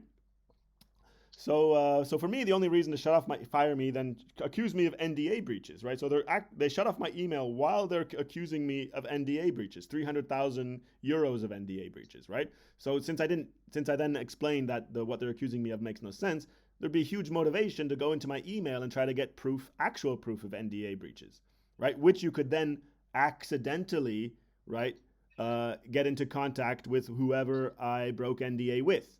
Well, I didn't break NDA, so that plan didn't work. But for me, that was an obvious reason, motivation to access my email would be to get actual evidence to use against me, right? And it should be a perfect crime because why would I ever get back access to my email, right? But since I've been chair and CEO for a long time, I know how to negotiate. So, and they forgot, and how I get back access to my email is basically I trade it for sending them all the software I wrote because they fired me without first asking me to transfer them all the optical software, right? So, and then then they come to me afterwards and they're like, "Oh, Eric, we need the software." I'm like, "I don't know, I don't work for you anymore." So, you should have board should have kept the assets better. That's all I see is the board lost track of these important assets. Anyway, the point is they want the software and I want my email back, so I make a trade. And the people that access my email, they tell the other three board members that of course they're not accessing my email because that would be a serious crime. Because I keep on saying the only reason to access my email, I mean to shut off my email, would be to access it. So they assure me no one's accessed my email, no one's invading my privacy, blah blah blah blah. And then, well, if that's the case, there's no reason not to give me back access to my email. And I pull up the log. So for me, to understand my perspective, blackmailing me, using my name, accessing my email are clear crimes. And then the police should investigate the rest and answer questions like, what happened, where's this deal, and there's an email where they say that they got money held up on suspicion of money laundering in Norway. Now, if they used our documents, right, because we made these engineering documents and pitches and stuff, right, for VC. If they're using our documents to move money around, well, that's clear fraud, and probably these Norwegian bureaucrats, right? If this transfer happened, $800,000 from U.S. to Norway, then probably these, and it was suspected of money laundering, right? The bureau, The yeah, commercial agreements is supposedly between Wartsila and Solar Fire. That was for what purposes? That was somehow relating to the yeah, yeah. diamond mine. Yes, that's on the paperwork in this email called Angola paperwork that he says was used to get the PPA. I can read you the email if that might help. Well, I'm wondering, I think that, we need to, get access to relevant documents mentioning us in this fiasco. Oh yeah, yeah, yeah, yeah. If this was just an unsigned document that didn't go anywhere, you know, then, hopefully that's sort of the best case scenario that this didn't go anywhere. But I mean, using it to obtain a PPA, that's, of course, very disturbing. Yeah, and like they say, just a minute, yes, just a minute. Here's an email called Angola, and 2020, right? Mm-hmm. It seems like the financing for the first step, MUSD 270, so $270 million, is in place as all agreements and the PPA is signed, and we see the first. Sent this to you? This is David sending this to me, Okay. and we see the first payments, right? I would really like to see you. I would really like to see you on board in this project, as we need your experience and knowledge and so on. So again, for me, I get this email like now it's like for sure money laundering, because there's no way I can tell you, like, you don't go from having no technology to $270 million, right? Uh, And he says he wants to see you involved in this. yeah, yeah, exactly. That's why I'm confident that he hasn't sent me any evidence that would prove money laundering, or for sure like make insane suspicions like my name on a document as supervisory manager. Because like if I'm You didn't think that this was based on the agreement documents that had been sent to you? So this went forward, and he's saying, you need to join this project? yeah, so this increases my suspicion of it's money laundering, but decreases my suspicion that I have any evidence of money laundering, right? Like now he's talking about 200 because he's trying to get us. He's still trying to convince us to get into these deal and sign his contracts. And why he's so insistent is because the only way to make what he's done legal is that we sign the contracts committing us to the deal. Because normally this sort of scheme should work because engineering projects fail all the time. I don't think Wartsila needs to be informed of that. So it's quite normal that you have a big project and then somehow it fails, right? And if everything was done in good faith, right, it's not fraud, right? Nothing. There's no crime in failure, right? So if you set up a project designed to fail, right, uh, that's now fraud, right? To move money around that's never used Did you for. ask him, okay, interesting project, who signed with Green Power Angola? Well, I say I get this message now. This is like the pandemic is in full swing, right? In 2020, Yeah. this is April. I just say great news. Sounds like good news. Definitely lots of questions to answer. That's my response to him, Yeah. right? Because like, right, all the questions you would bring up about this, right? But then I never hear about it again. The next time I interact with David, he blackmails me. So it's clear he throws out this bone of we got $270 million, right? I don't play ball. He doesn't mention it. He never answers any of these questions. He never calls me about it or whatever. The pandemic is in full swing. Like we're going bankrupt because as a startup, we didn't have any revenue in the 3 months before the pandemic because that's not how startup world works, right? You get like big chunks of cash from time to time, right? So we had zero access to any pandemic financing. So we're going bankrupt, whatever. I just say definitely it increases my suspicion that it's money laundering, but decreases my suspicion that I have any evidence, right? Because he seems to accept that we're not part of the deal, right? And saying he hopes that we'll be involved, right? Okay, so you're thinking that that means that we're not involved and we should be involved. Like I'm thinking that they understand we pulled out of the deal, and you know they're not using our name and so on, and like And then when you discovered the documents from 2019, then you started to suspect that they were actually using those unsigned documents to get the PPA. I the it's when I'm blackmailed that now I'm sure it's money laundering, and he's blackmailing me because I send him a letter saying that without a study, like without a feasibility study, like the most basic thing in any engineering project, right? And someone engineer sits down and says it's possible, right? Without a feasibility study, right? I say I have low confidence in this whole project, and it seems like bad faith at best, using our technology as a placeholder technology to then just sell the PPA to somebody else, right? And money laundering at worst, right? Now, when I wrote this to David, I thought he would have been a victim of the scheme as well. Like he's this Swedish upper class dude who lives on an island. I've met him many times. Like he doesn't seem to like I and you know, like he's a small guy. Like and you know I don't have any experience in crime. Like that's like the word fiasco is definitely the right word. And one reason the fiasco gets created is I don't have any experience with this world of criminals, and right, and it's not at all like on TV, right? People don't have some clever plan, right? Like the problem I had was overestimating people's ability to do crime well, because I don't go through all of everything David's ever sent me very carefully, because You because accuse him. You be, accuse him of money laundering, and then he blackmails you. no, I say the deal. I say Christian's deal, like this deal Oh, in Angola, seems like bad. Like I accuse Christian of, I okay, yeah, well, yeah. I don't accuse him. I say, and I say without a study, right? They could have come back and been like, okay, we'll pay for the study, and then things might get back on track. Because they say Dos Santos, like at the time, they say Dos Santos is behind the deal, right? Isabel Dos Santos has this insane good reputation, a billionaire, right? So I don't know. So maybe, you know, billionaires can do business in some crazy way. You know, that doesn't make sense from my point of view as a CEO of a small company, right? So as long as like I do a Google search, it doesn't produce any suspicious money laundering accusations in 2019. That then changes. There's a huge document dump accusing Isabel Dos Santos of money laundering then in 2020, right? So now obviously things are a lot more suspicious, and had that been public before, right, then of course I would have gone to police right away, right? I'm told somebody's behind the deal who's now accused publicly of money laundering and being chased by Interpol, right? So obviously, right, but you know, you Google somebody and they have an insane reputation and they're on the cover of Forbes and whatever as like entrepreneur of the year of Africa and so on, right? You're going to hesitate to accuse them of money laundering, especially, you know, if you don't have any evidence, right? So at what point does David try to blackmail you? Right. So then the blackmail letter is then March 2021.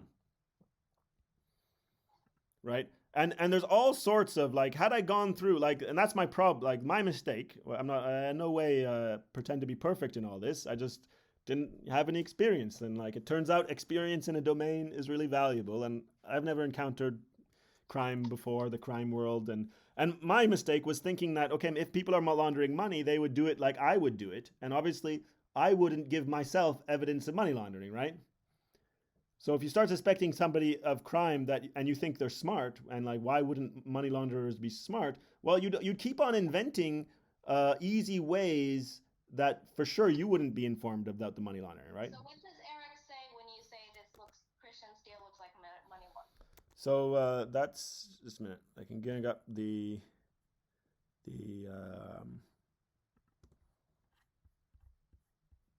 so that's November 2019.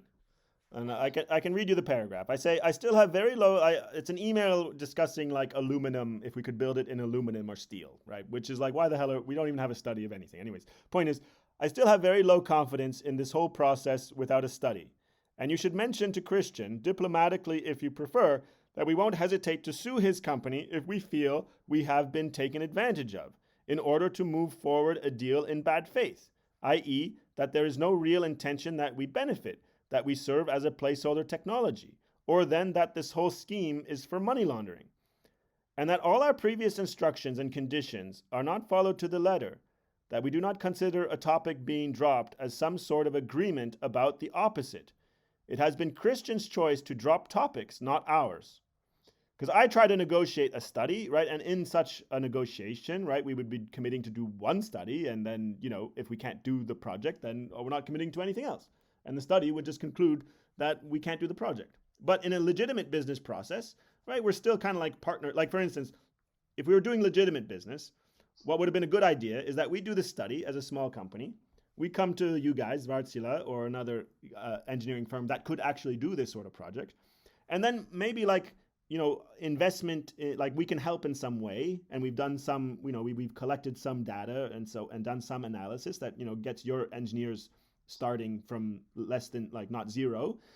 And then maybe our technology you guys could invest in, both for like the PR purposes of the oven, like you guys did before in Kenya, and maybe you financed and build one module. So we do this. We help in some whatever. Okay, but what was David's response then when you sent this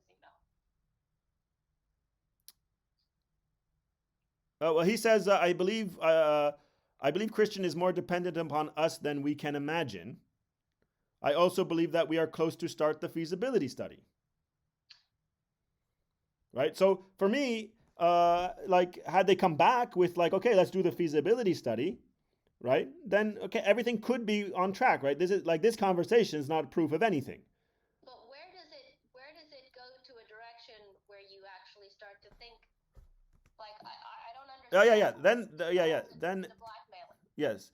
Then, so the point is, right, like, because I point out that David blackmails me. I told him his deals looked like money laundering, obvious conflict of interest. Obviously, also he's CEO of this firm we're doing business with, Grelek, or like discussing business. Okay, so David is the CEO of Grelek as well. Yes, and Okay, on our board. So it's already like very bad for if you're CEO of a company that invests in our company, and we do have an agreement in like 2015 to do this concept study, right? What is his name? David Brohow, Okay, how do you spell his last name? Brohall.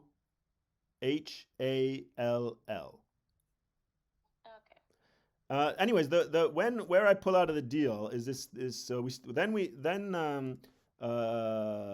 like I'm not signing anything. They keep on phoning me. That's when they say Dos Santos is behind the deals, because I guess to try to impress me, because she had a great reputation at the time.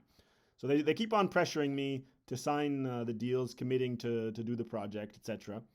Um, but there's no way I'm taking a multi-hundred-million-dollar liability as a company with less than 100,000 euros, right? There's just no way, right? I keep on explaining to them that this is not how finance works. This is not how engineering works. And then there's a really long conversation in August. Yeah, August 2019 is where I pull out of the deal, right? So then this where I tell him it seems like money laundering, right? When was that? It was um, November, right? So I pull out of the deal before, because there's this long conversation about PPAs.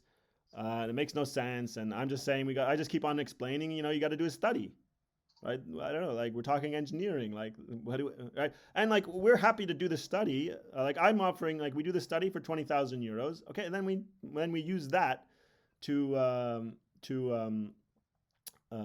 talk with a bigger engineering firm that can do this sort of project, right? And we're providing value in that, like our CTO is a thermal engineer, right? So whatever he does would be useful and credible to your engineers, right? Certainly better than starting from zero, right? Because there's like a bunch of calculations that are true for any solar project, right? How much land is there, and like, where is it? But at what point do things dissolve? I'm trying to Yeah, understand. then in August 2019, like, it's a long conversation, so I can like find I can maybe easiest I copy and paste where yeah, here you go. Dear Christian, right? So Christian and and David and Urs is a guy from our company, and the retired engineer Orland is in copy here. Dear Christian, yes, we have a. He's trying to pressure us to be in the deal without an engineering study and etc. Yes, we have a collaboration with Grelec. Grelec can inform people that we are collaborating to supply solar thermal systems power to their turbine. However, that arrangement does not cover any work required to move negotiations forward, nor does it cover rights to use any of our confidential information outside the scope of the written agreements. So this is what you send to Christian. Yeah, we have supported your sales process on our own, because he says like we're already committed, basically. Uh, this is huge, really long back and forth conversation. So best you print it out and just read the whole thing. But like we have supported your sales process on our own initiative, insofar as things were quite speculative. This was fine up to a certain limit of work required to move conversations forward. Confidential and engaged, and everything is fairly low risk. Why it is important to have a written agreement now, to have in writing now, is that we cannot present to investors undefined or loosely defined collaborations. They must be either formalized or discontinued, because there's no agreement about this Angola mine project. In it, like there's just something we agreed to like develop technology together in 2015. So that doesn't cover any of this. We just provide a study. In addition to this, it is also my opinion that for the projects you mentioned to be successful, in terms of completing the sales and successfully negotiating with other parties required to complete these sorts of projects, connection to electricity grid, turbines, earthworks, etc., that a much more detailed engineering study is required. And again, we cannot do detailed work outside the scope of a written agreement. So if you agree that a formal agreement is needed to move forward, please advise on an expected timeline to negotiate that, as well as the key points of the agreement from your perspective, right? Then he doesn't do that. And then later, Dear Christian, another letter from me.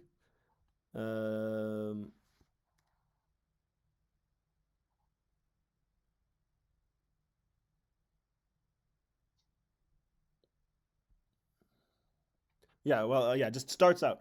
All information shared in meetings and material by email have been clearly stated or marked as confidential. What is most important is material shared by email, and if you read the email history, it is clearly stated that the material is confidential, and in many cases, you have permission to show it in a meeting, but not transfer the files to a third party. If you want me to cite my own emails to you, I can do so. If you disagree with the above statements, then there is a serious problem, right? Because and then I end this email. I go, for the reasons stated above, we can no longer justify continued participation without a written understanding, and we can no longer simply entertain seeing where it goes while contributing minimal work. As we must be clear and upfront with investors about our engagements, we cannot present undefined engagements to investors, and so we must either formalize those engagements or clearly and unequivocally terminate them, so that our business position is perfectly clear. In this case, it must be clear and in writing what the substance of the collaboration is and what our engagement is, as to not conflict with future deals with other parties. Either such claims must be formalized, or then we must make it perfectly clear at this time that we view no such claims existing. We have no other course of action that we can offer.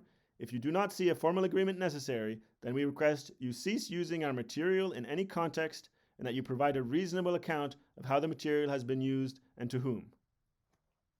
So, like in business speak, this is pretty clear we're not part of this anymore.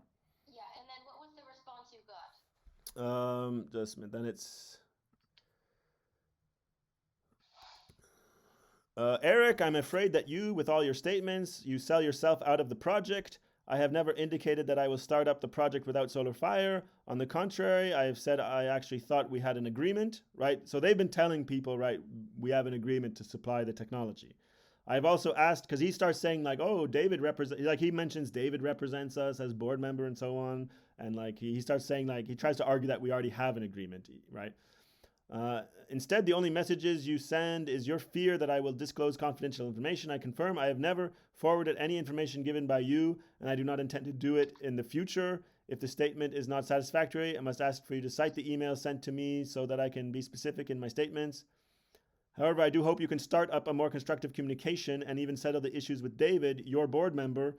You talk, after all, of a profit potential in the neighborhood of 10 million for solar fire for the next coming years. However, we have not yet finalized all formalities with the customer and the funding partner.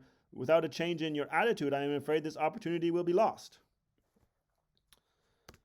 Right. So for me, like, He's basically saying that there's an agreement. Did you ask him what is the agreement and send me the copy of the agreement that you're supposedly referencing? no, no, he like there's no agreement. He says he thought I. On the contrary, I have said I actually thought we had an agreement. Right? There's nothing. He says that. He says that. Christian says that. Yeah. Yeah. Right. So I say we need an agreement to be involved in this Angolan diamond mine thing. Right. In which case I could then negotiate that. Obviously, we're not liable for shit. That's my concern. Right. Like and like we can do a study, a $20,000 study, no liability, and no promise we can do anything on this project because we can't. Wartsila, like even for Wartsila, it would be difficult what we're talking about because it's like in the middle of the desert, right? And there's no port, right? In Angola is like a landlocked country and So all of where that. does it end? Does he say basically that David has indicated that that you're inside? Yeah, they start like this is where like I'm not a lawyer. You got to go through things in detail and make up your own mind. But they talk about like a consortium that somehow exists. They talk about somebody going to Angola to buy a whole bank. There's a lot of wild stuff, and this was my problem. I didn't read like for me this was a distraction, right? It has nothing to do with our business of making solar ovens for poor people. So I didn't read everything super clearly. I'm just like I'm out. Something shady happens, you're out. That should be the end of it. Uh, so I don't read in detail. And for me, right, I wouldn't send myself. I wouldn't send if I was laundering money. I wouldn't send somebody who's clearly not cooperating evidence of money laundering, right? And So what happens then? I mean, where do things Oh, yeah. Then the conversation just ends with Christian. We're out. David tries to convince me a few times, and then sends me that dangles the carrot of the 270 million euros dollars in 2020. mm-hmm. Right. I say, well, that just brings up a lot of questions. He drops it. Then he pops out in 2021 and blackmails me into. But what does he say in 2021? That right. I do hereby declare that you do not have the authority as CEO in the company, and you do not have the right to represent yourself as CEO of the company, otherwise stated by the board of directors. It is clear that you are. Well, anyway, I can send you the email, but the key phrase is. I do therefore advise you to immediately resign from your position due to personal reasons. All other options will reveal serious accusations with the risk to damage the reputation and valuation of your company. I believe you are very well aware of the fact that you do not have the authority of such action and the loans issued by you are not valid. Which loans is he talking about? Oh, well, just like we raise small loans from small investors in Switzerland. Okay. Then So that there's no dispute about you don't dispute these loans raised, and they're not relating to Angola. Oh yeah, I have nothing. None of this has anything to do with Angola. He just looked through paperwork for 2 years and had to go 2 years in the past to find something to accuse me with. Because I'm not cooperating. And once after he fires me, he then puts huge pressure on the other board members to sign the deals that I wouldn't sign. Wait, they pressure hit this other board members to sign the deal with Green Power Angola? Yeah, once they get rid of me, they keep on. They come back with the deals that I didn't sign to get them to sign it because they're trying to retroactively fix things. Oh, so you suspect that they have signed the document? No, no, no. My they're not. Luckily, thank God, my ex-wife isn't so stupid and they didn't sign because they did figure out that like the problem was the other board members didn't have like they weren't involved with David. So when David comes to them, I told them in person that like because we'd get updates and I'd update them from time to time what David was talking about, and then eventually I'd tell them we're out of this totally. I'd pull this out completely of David's deal making, and it could be money laundering. So I told them, but they didn't take that warning seriously. Like I thought, for me, I'm sure if somebody, one of your colleagues came to you and mentioned the word money laundering, you'd remember, right? And then if the person that person said they suspected of money laundering came to you with these insane accusations against the CEO of Wartsila, you'd be like, maybe I shouldn't go along with it, or at least talk to somebody. Anyways, the point is, yeah, luckily they didn't sign these agreements. But my ex-wife tells me that then David came and with the same agreements wanted them to get involved with the Angola project and sign all the agreements, and they get and lots of promises of money and so on. But they're just like, send us the specifications. Because I told my ex-wife, I told my ex-wife that this is what he was going to do and get Arno, like the CTO, to negotiate, right? Because like it's not proper engineering, and Arno, like this is something like who was involved in these discussions was Arno, our CTO, and we talked many times that this is not credible engineering, right? He's got a master's in solar thermal, lots of engineering experience. So this was our conclusion after every single meeting was like, what the hell's going on? This is not any legitimate engineering. But is it's not a crime to be not credible, right? That's the that. They did not sign the document. Yes, yes. Luckily, Arno was like, my ex-wife did go to our CTO, and our CTO is like, you gotta send specifications if we're gonna do anything, and then I can review those specifications and what we can do about those specifications, right? So luckily, when I thank the Lord, my ex-wife isn't so crazy as to just then sign these deals for 20,000, because that was the thing. Sign all these deals and you'll get 20,000 euros to do. And I'm like, well, to do what? Like, because we're not making any power plant. Like, so, anyways, luckily they weren't so stupid as to sign these deals. But anyways, he does then fire me, come back with these deals, right? Which just proves the insane conflict of interest, right? A CEO refuses your deal, then you try to get him fired, and you're the CEO of the another company that's trying to get these deals happen, right? So, anyways, anyways, then he pops out in 2021 with this blackmail. He gets the other board members to approve this mail. That's what causes the madness, right? Because for me, nobody really has any reason to trust David. He lives in Sweden. Nobody really knows him. I'm the only one who's like met him more than like maybe once or twice. And then, so for me, basically all agreeing that you should leave. oh, all agreeing that I'm an illegitimate CEO and that I've signed loans that I know to be not valid, right? I believe you are very well aware of the fact that you do not have the authority of such action and the loans issued by you are not valid, right? Imagine a colleague coming to you and accusing you of this, right? If you had power of signature on loans. But what happened afterward? Did somehow this loop back to Angola? Then, well, then this happens. Then they access my email, right? They shut off my email like a month or two later. I negotiate back access to my email. I get the logs, which I can send you, just access from a whole different country during the time I don't have access to my email, and then the company admits to it. They just say it was a mistake. But a privacy violation of this sort, it's a crime even if it was an accident, which they couldn't explain how it could possibly be an accident. I'm like, give me even a theoretical scenario where somehow accessing my email was an accident. Anyways, and that's what I informed the privacy ombudsman, and they write a report to the privacy ombudsman that yes, my email was accessed, it wasn't authorized, but it was a mistake. And the privacy ombudsman just says nothing to see here, but you can report it to police.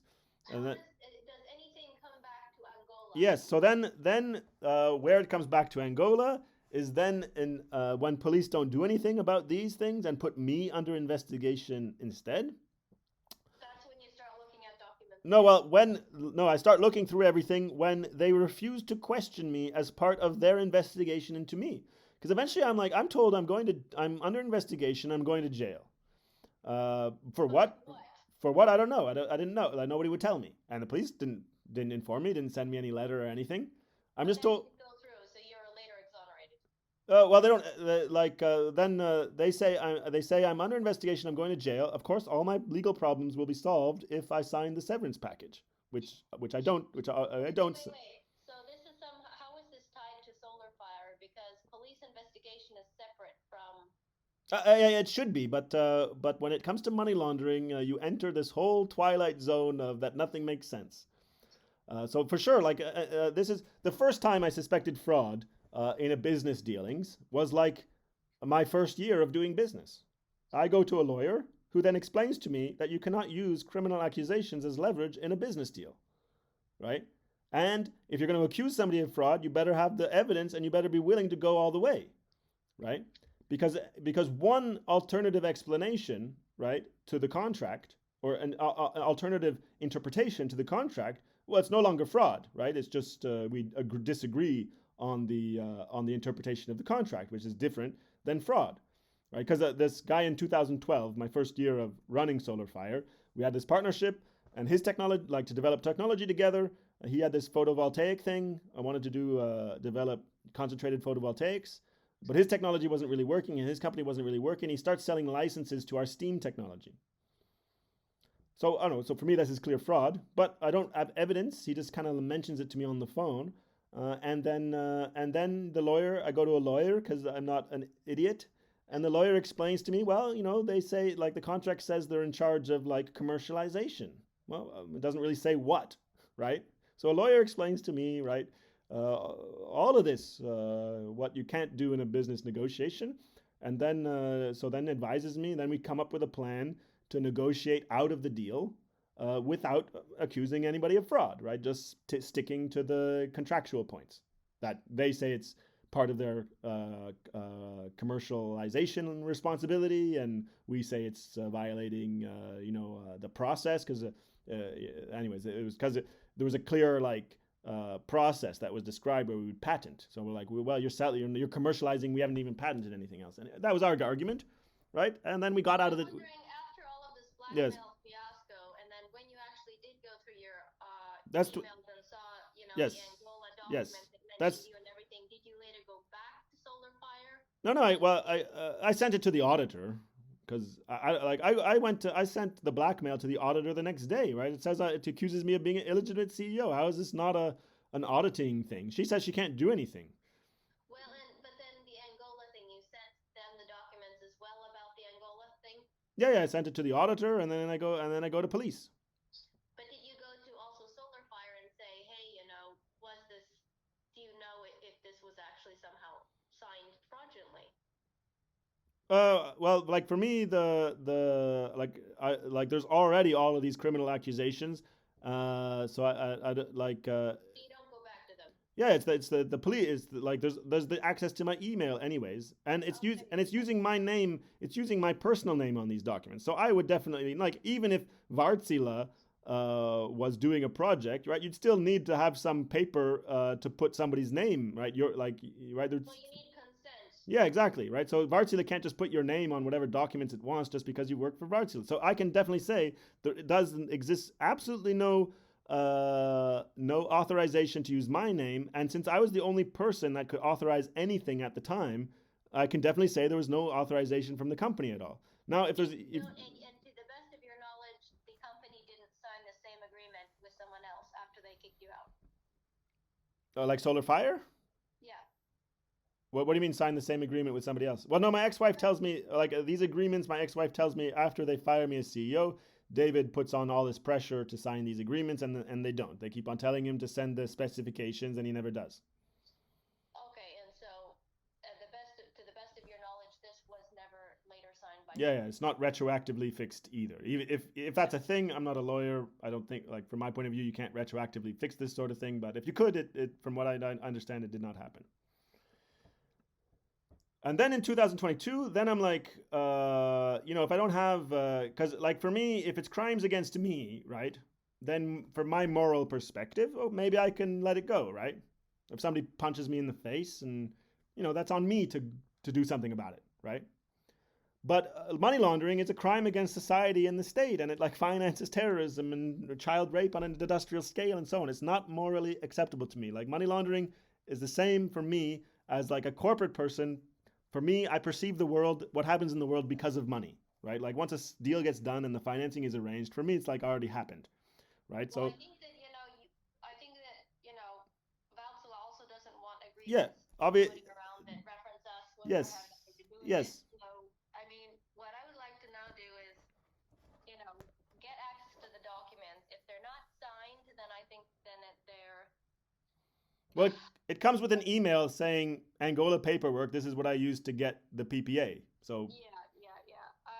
and there might be signed versions, like Angola might have the signed versions, or David.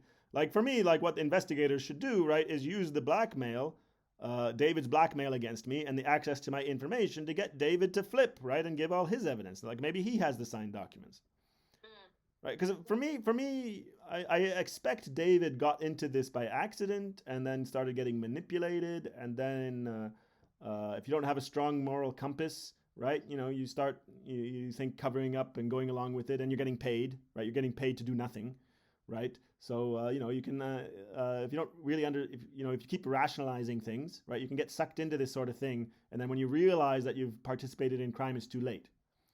So this Well, is what, this I is, think what we, I yeah. think that it's important to find out whether this actually was an agreement that was signed or not, because Yeah, yeah. Well, that would we, of be, course, Valtila yeah. doesn't want to have any involvement with this sort of thing. So what I Obviously, will yes. do is I will have a few internal conversations with Okay. people here, but I assume that you have not publicly published these documents anywhere yet, No, but right? but my plan was to, and that's why I started reading them to Well, then. and I would avoid publishing them now. I would like to make a few, inquiries internally about, this sort of issue. And I mean, especially if these actually were not signed, and, you know, if, if, I don't know, maybe there's another company that actually did end up, signing this, Well, like, it's well, like, unfortunate to publish yeah. something that actually, didn't happen. So, I mean, I think that, I would like to make a few Well, internal I could inquiries about this. just so that just a minute.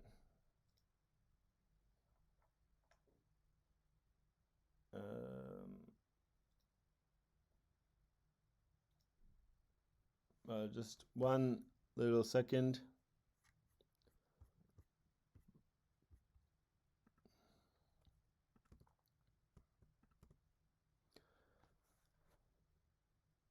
Yeah, like the documents are in this windmail.dat file, right? Yeah. That I don't perceive as having anything in it because all of his emails had this windmail.dat file, Yeah, I understand. right? So, but this is what the email says. It's literally subject Angola paperwork. Well, I'm wondering if there Here, has to be some way to check that. I like mean, it says, well, I'll just read you the email. Here are some everything I've been involved in of the documents used to get the Angola PPA. Right? So I don't know. Like you can't be clearer that these documents attached are used to get the Angola PPA. Now I thought he was like at the time I vaguely thought like, oh, well, he's talking about documents. He doesn't attach any documents. Like so maybe he's like covering his ass and just like later would say, he forgot to send the documents or something like this. Like but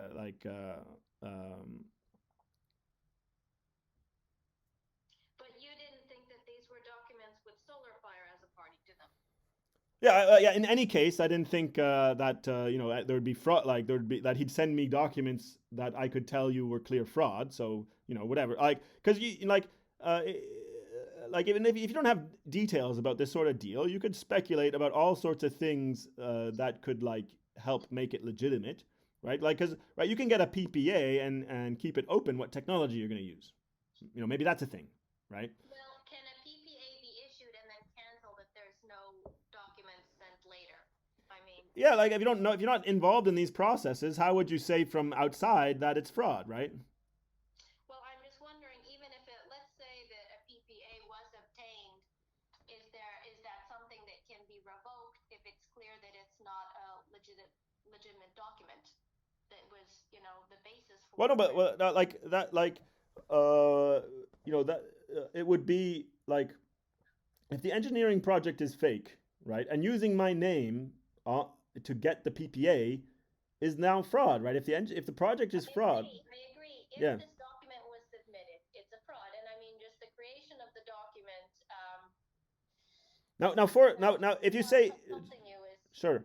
And for the yeah, just the creation of the document is already a problem, and the creation of drafting an agreement that says right, like you're still giving the impression that people that Wartsila well, is and somehow referencing yeah referencing Valtila is, of course, yeah a huge red flag, since, yes, like why would Wartsila be in this document in any part of the negotiation, so right? I think it's important Yes, there must be a way to find out, whether this agreement was actually signed. So I would recommend holding off. This is sure. also, old. So this is like what, from 4 years ago. So I think, Yeah, Even but if you go to court. the statutes of limitations, like for the money laundering. If you tell me, the police would have to go and get, all the raw evidence and actually prove that transactions happened, right? Like you could say that, oh well, none of this ever actually happened. It was just like theater, right? So Well, I obviously, hope that none of the. I hope that nothing happened with these documents. I hope that these documents well, just. that's not what they say. But if you I like, know, but yeah, is it possible that they're lying? no, no, like that's one defense. But like, they could say it was all theater, everything was pretend or whatever. I don't know if that's a good defense, but somebody could say that. Well, But I hope yeah, maybe they were bluffing and they didn't actually use it to get the PPA. Maybe they don't even have the PPA because I would imagine for that amount of money, you would have to have some sort of at the very least signed documents. So I think that well, the question now is, are you actually going to publish all of this somewhere? like for me, like it's obviously in the public interest in all of this, but Well, it's more, I yeah, yeah, understand the public interest part yeah. of it, and I'm not saying, But not to do it's more, anything in the long term. I'm yeah, just saying, can you give Valentina a few days yeah, to yeah, do yeah. No, no, like I mean, it's things before you drop something that can yes, involve yes, but involves us? that's why I'm calling because for me, it's in the public interest, to scrutinize this at some point. But it's more in the public interest to actually maybe catch the money launderers because we can't say if these transactions happened, if they're lying, or totally. All I can say is blackmail is a crime, accessing my email is a crime, and using my name is a crime. But if there was no transactions or whatever, if there's like less money laundering, or if all these guys were like I would love to hear that these guys are small time crooks that we shouldn't worry about. Because if they're big time crooks that might murder me, that's more worrying. So, like, if anybody makes the argument that these guys are like not doing this, or if I hear right, I'd love to hear that Who none of do you this think are the actually. crooks here? Is it Grelock? Is it Well, like Green the Power Angola? yes, this Christian guy, he's the guy with all of these connections in West Africa that we meet in 2015. All of this And he's gets the one from the Green Power Angola.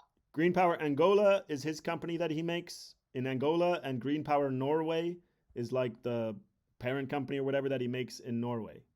Okay, so he's the crook behind the money laundering Yeah, yeah, yeah. Like, and then like now that that you're like saying. and when I met him, right, it's like the classic con scene from a movie, right? But when you're in it, you don't realize that. Like, it's only in hindsight once it all goes to shit. But like, because he just seemed like the best salesman that I'd ever met. And Yeah. and when you and like and for me as a legitimate person, I'm like, oh, if I was this good at sales, right, I wouldn't need to do crime, right?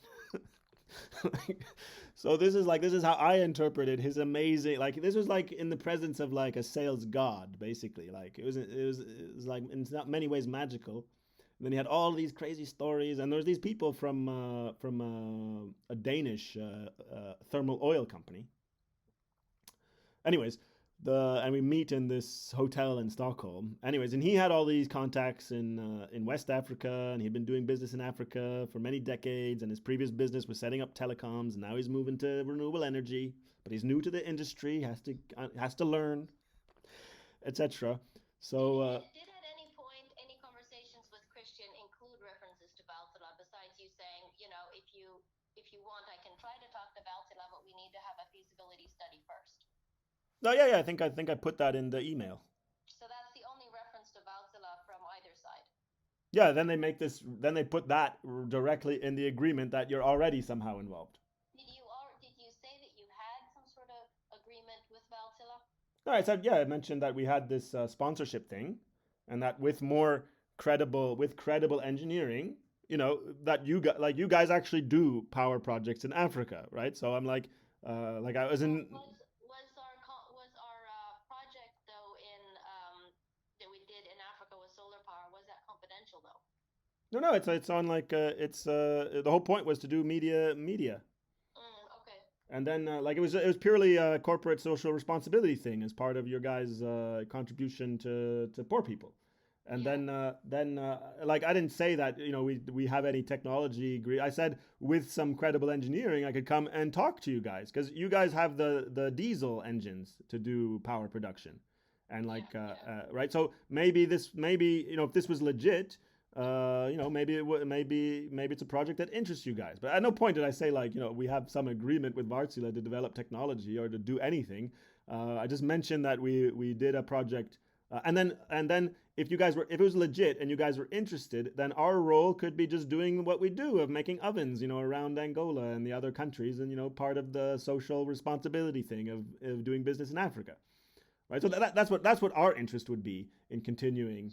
Would be try to sell you guys to sponsor us again as part of this whole thing, and then maybe we do a module, and then you guys could test it, and maybe our technology could be scaled up by a much larger firm like Wartsila, right? And then we, making if we're doing, anyways, that was my vision of legitimate business, and our role would be, maybe we can help a bit and get some experience in this like giant engineering that we don't do and don't have any experience in, and maybe there's some things we could do, and then we could do our ovens, and then we could make a module, and then maybe the next project there could be a bigger role for our technology, right? If there's actual engineering is done.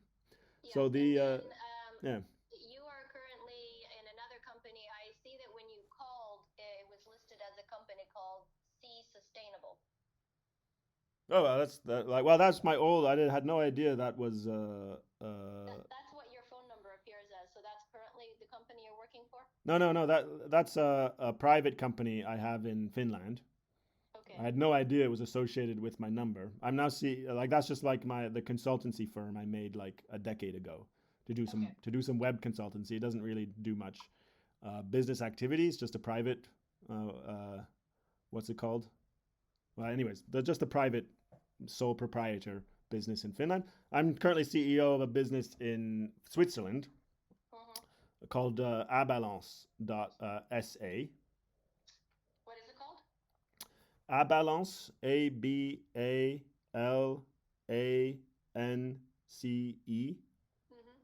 Mm-hmm. SA. Mm-hmm. And then, but I have to quit to like this madness is like it's impossible to work. And then and for me, my interest in this is that there is an investigation, not because I care about people being convicted or not, but I care about not being murdered. So I want somebody to look into things, a police officer look into things and tell me I'm not at risk of being murdered. Like for all I know, 10 people have been murdered and I'm next on the list, right? And then, so maybe low probability. If you want to tell me, well, that's low probability, okay. But my response to that is, well, risk is probability times impact, and my own murder I view as a pretty high impact event. So nobody looks into it and tells me like, okay, I've looked into it. None of these people are dangerous. Like for me, Well, I would think that if you publish it somewhere, and there really was some sort of risk like that, that would actually be more of an issue. well, then at least there'd be in it. Like that's why for me it's better for society that things actually get investigated.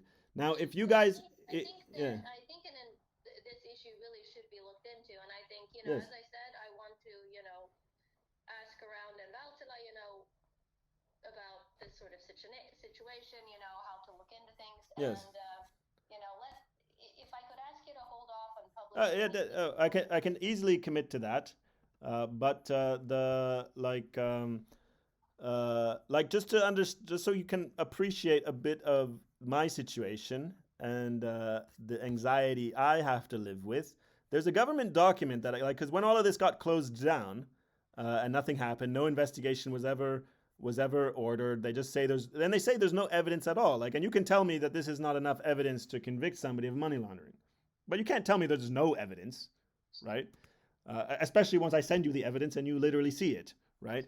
But anyways, and there's a government document that I got access to that says, uh, in addition to the police failing to investigate the matter, he has reported Wizins has justified cause to believe that the police are planning to murder him due to the reports he has filed. Like who? Like I guess they're saying I'm claiming the police are planning to murder me, which I never claimed. I said I feared police because I don't understand anything. They tell me that someone's going to phone me. Nobody phones me. They give me a number. Nobody picks up. That is cause for fear.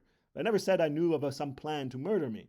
And who sits down and writes, Wizens has justified cause to believe that police is planning to murder him due to the reports he has filed? Because in English, that's just stands by itself, right? And it takes two words to say Wizens claims that, or right, or Wizens suspects that, right? So who sits down and writes a sentence with the word murder in it, and doesn't clarify exactly what they're saying?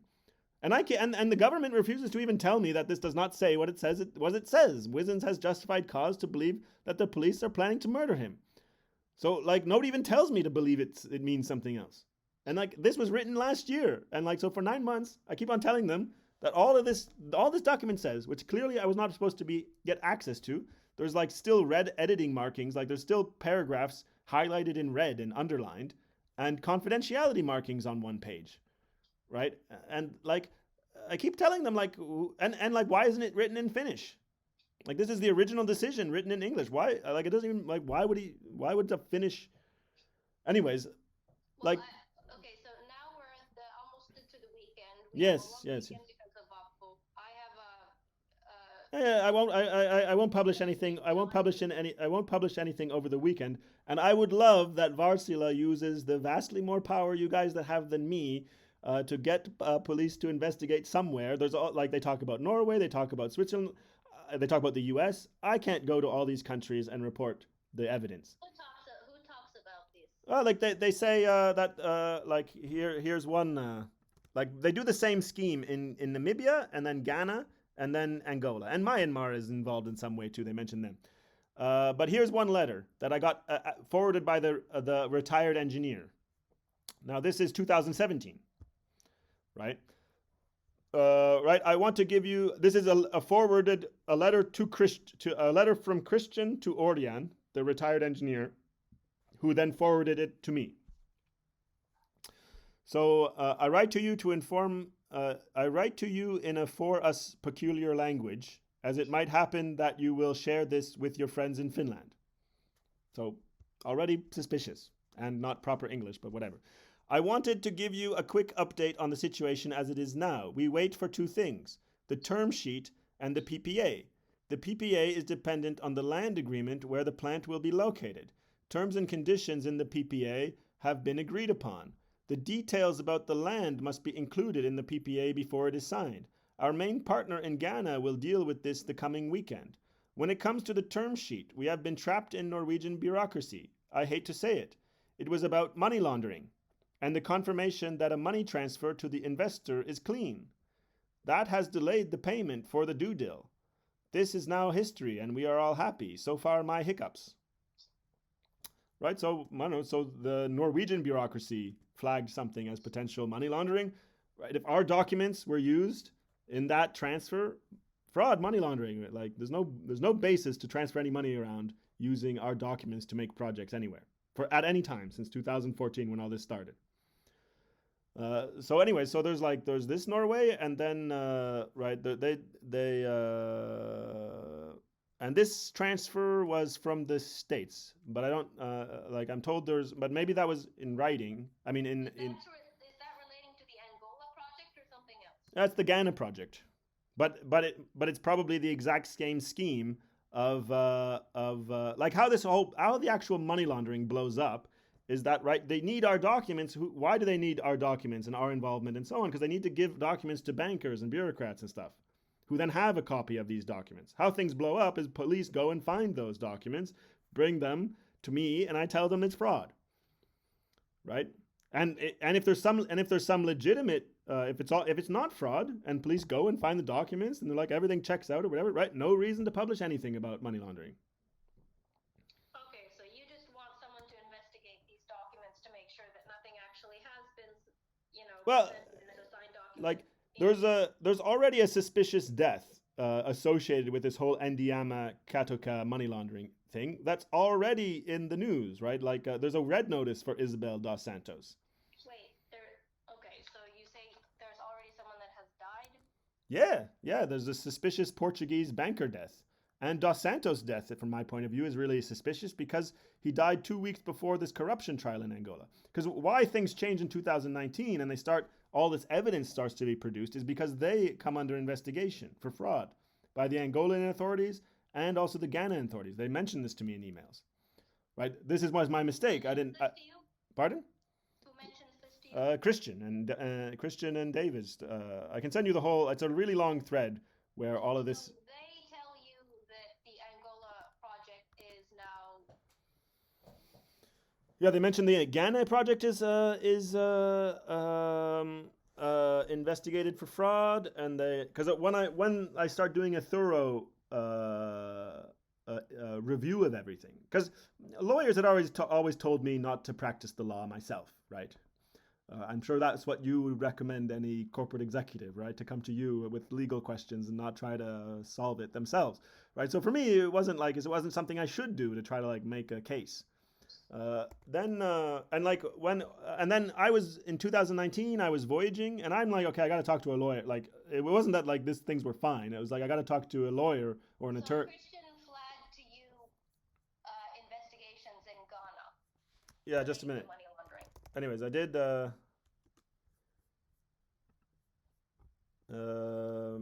But if he's trying to orchestrate the money laundering, why would he send this to you?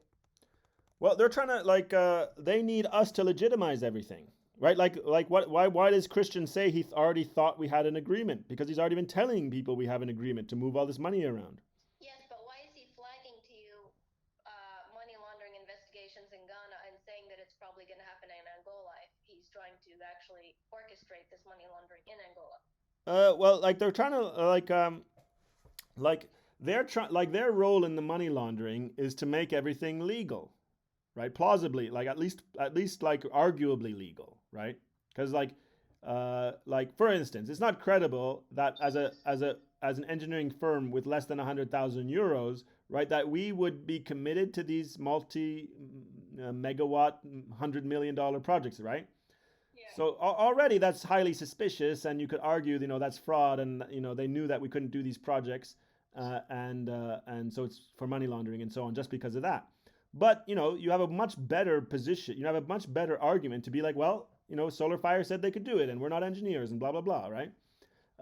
So would police, right? So you're much like so if you have some sort of surface level legality, right? You're in a much better position to like ward off police because then okay they got to make this argument and then probably a judge is going to be like that's not enough evidence and they'll just complain Well, about. when Christian flagged to you the investigations in Ghana, what was his point?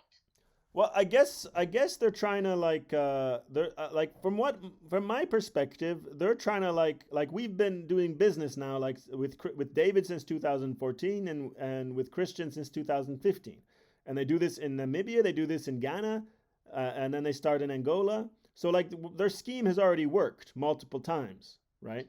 But did they mention in emails that there was fraud investigations in Yeah. I can like maybe this sort of detail I can send to you after. But it's for sure. It's for sure. I have it printed out somewhere. It's for sure there. But what is their point? They're telling you about the fraud. Why? I guess so that if it blows up, they can be like, "Hey, we told him and he didn't do anything." Like I guess they're trying to go for implied consent. If they can't get explicit consent. Like that's my feeling. That's my guess in rereading everything. And then like I'm a good mark for this sort of scheme because I'm busy doing a small business. I don't even, like for me I start to focus on something when there's contracts, right, as a business person, right? Until then it's all talk, and you can't meticulously go over every single conversation you're involved in until there's something tangible, right? A contract. Okay, now I focus. So I'm trying to run a business, right? In this time, right? We do business with you guys. We're supported by Autodesk. We do a contract for Google. Right? I got other shit to do. So if So we're not. you have current interactions with Wartsila? No. I mean, like during this time since 2014, Okay. right? We do all sorts of legitimate business that takes a lot of time and energy, right? And at no point are we committed to whatever David's talking about in West Africa. We're not committed to, right? We haven't signed anything, When you right? say we, do you mean So Solar yeah, Fire? Solar Fire is not committed to. We haven't signed anything, right? And it's not illegal to talk. And then they talk about PPAs and getting PPAs, but I don't know how they did that. It could be legal, right? There's lots of once you have a license to provide power, right? You could put photovoltaic or whatever, right? And then this our technology was just speculation that it could be used. So there's lots of ways to do things like in some plausible legal way, even if it is money laundering. Certainly, lots of ways to keep me from having any evidence. So why? So from but going through everything, obviously, I never go to police, right? They keep on like so they think like they got. I think what they do, they perceive me as a source a good mark, right? I don't get too suspicious. I don't ask too many questions. And David phones me up and talks about deals and then never mentions him again. And then I follow up with him and he's like, oh no, it fell through. So I'm like, okay, whatever. Right? That's what he told me about this Gannon project, that it fell through. So I'm like, okay, whatever. Right? I got other stuff to do and we're a small company. I don't have lawyers on staff or anything.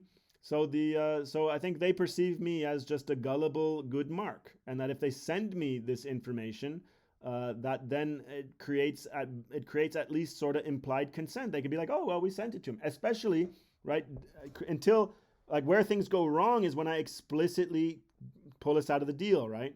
Because until then, David Christian was like, I thought we had an agreement, right? So if everything explodes in their face, right? They could, if everything's still vague and nothing's clear, and they could be like, "Oh no, he said he'd do it," and blah blah blah. It was verbal. Like verbal agreements are still valid, right? So until I put into writing that there is no agreement to do any of this stuff, we're not committed. You can't use any of our material, etc. Right? They could make some, even without my signature, right? They could still make some sort of argument that might ward off at least a police investigation, because then the police come in and it's just like messy business and startups doing idiot startup things, right? They could tell this story and they can be like, I'm not an engineer. Eric is the math guy and Arno is the thermal engineer, and they told us that they could do it and blah, blah, blah, right? So this is why I think they send me all this evidence to like, and then obviously David's right trying to entrap me in a conflict of interest, right? Because even if I'm legitimate CEO, if I cover up this allegation, that's still a serious crime, right? Doesn't matter if the act. What allegation? A money laundering No, no, allegation? that I'm illegitimate CEO. Like if I go along with David's blackmail, right? I'm like he says we have to keep this from investors and from due diligence, right? So even if the accusations are false and I go along with the cover up, even for a single day, I could be, I'm in it too now, right? So David then like implicit agreement doesn't work. Explicit agreement, I mean explicit agreement doesn't work. Implicit agreement doesn't work because I pull us out of the deal clearly, right? Then he tries to blackmail me, and then if the blackmail worked, right, then I'd be under his thumb, right? Because he says if ever due diligence finds out about it, right? So if I go along with it, I'm like, okay, I'll resign. Let's be quiet. And then later, I make trouble. David can be like, hey, you're keeping this from due diligence, same as me. We're in the same boat together, right? He's trying to like, which is what he does to the other board members. And from what I can see, this tactic of getting people trapped in conflicts of interest is super effective, right? He goes in one Friday evening, he goes and gets four other people to be like, yep, or three other people to be like, yep, Eric's an illegitimate CEO. We're not going to verify with any lawyer. We're not going to talk to the auditor, right? Like, so, he, from his point of view, I'm an easy mark and he's going to get me one way or the other. And he tries for 14 years. And he like, but every time he tries to get me to commit to something, I'm like, no, I'm not committing to anything. Like he phones me up regularly, pressures me to do this or that or whatever. He's still in contact with you? No. Like, and then he left the company, so it's not that like Oh, when the other people realized that the blackmail is blackmail and the money laundering seems to be money laundering, they pushed him out of the company anyway. So it's not that like I don't give a shit about what David happens to David. He's out of the like for me the first priority was to get David out of the company. Like even if I'm not involved anymore, I don't want a criminal on the board with my ex-wife, right? Like that's not a good situation for my family, even if we're no longer married. The Going back to the yes, Wartsila part of things, so what I will do is I will have a few conversations internally, and then I can contact you next week. great, It might be Thursday, Friday, since I have kind of a busy week, and then of course we have a long weekend. But sure. uh, And if you want to whatever. see the evidence, you can just text me. Do you have my number here? Yeah, I have the number that you called me on, so Great, I'll save it, and then I will, I'll see what is the best, format for you to send, us great. the relevant documents that relate to Wartsila. Okay, and I'm in Tampere, so I can just come and visit you guys. Yeah.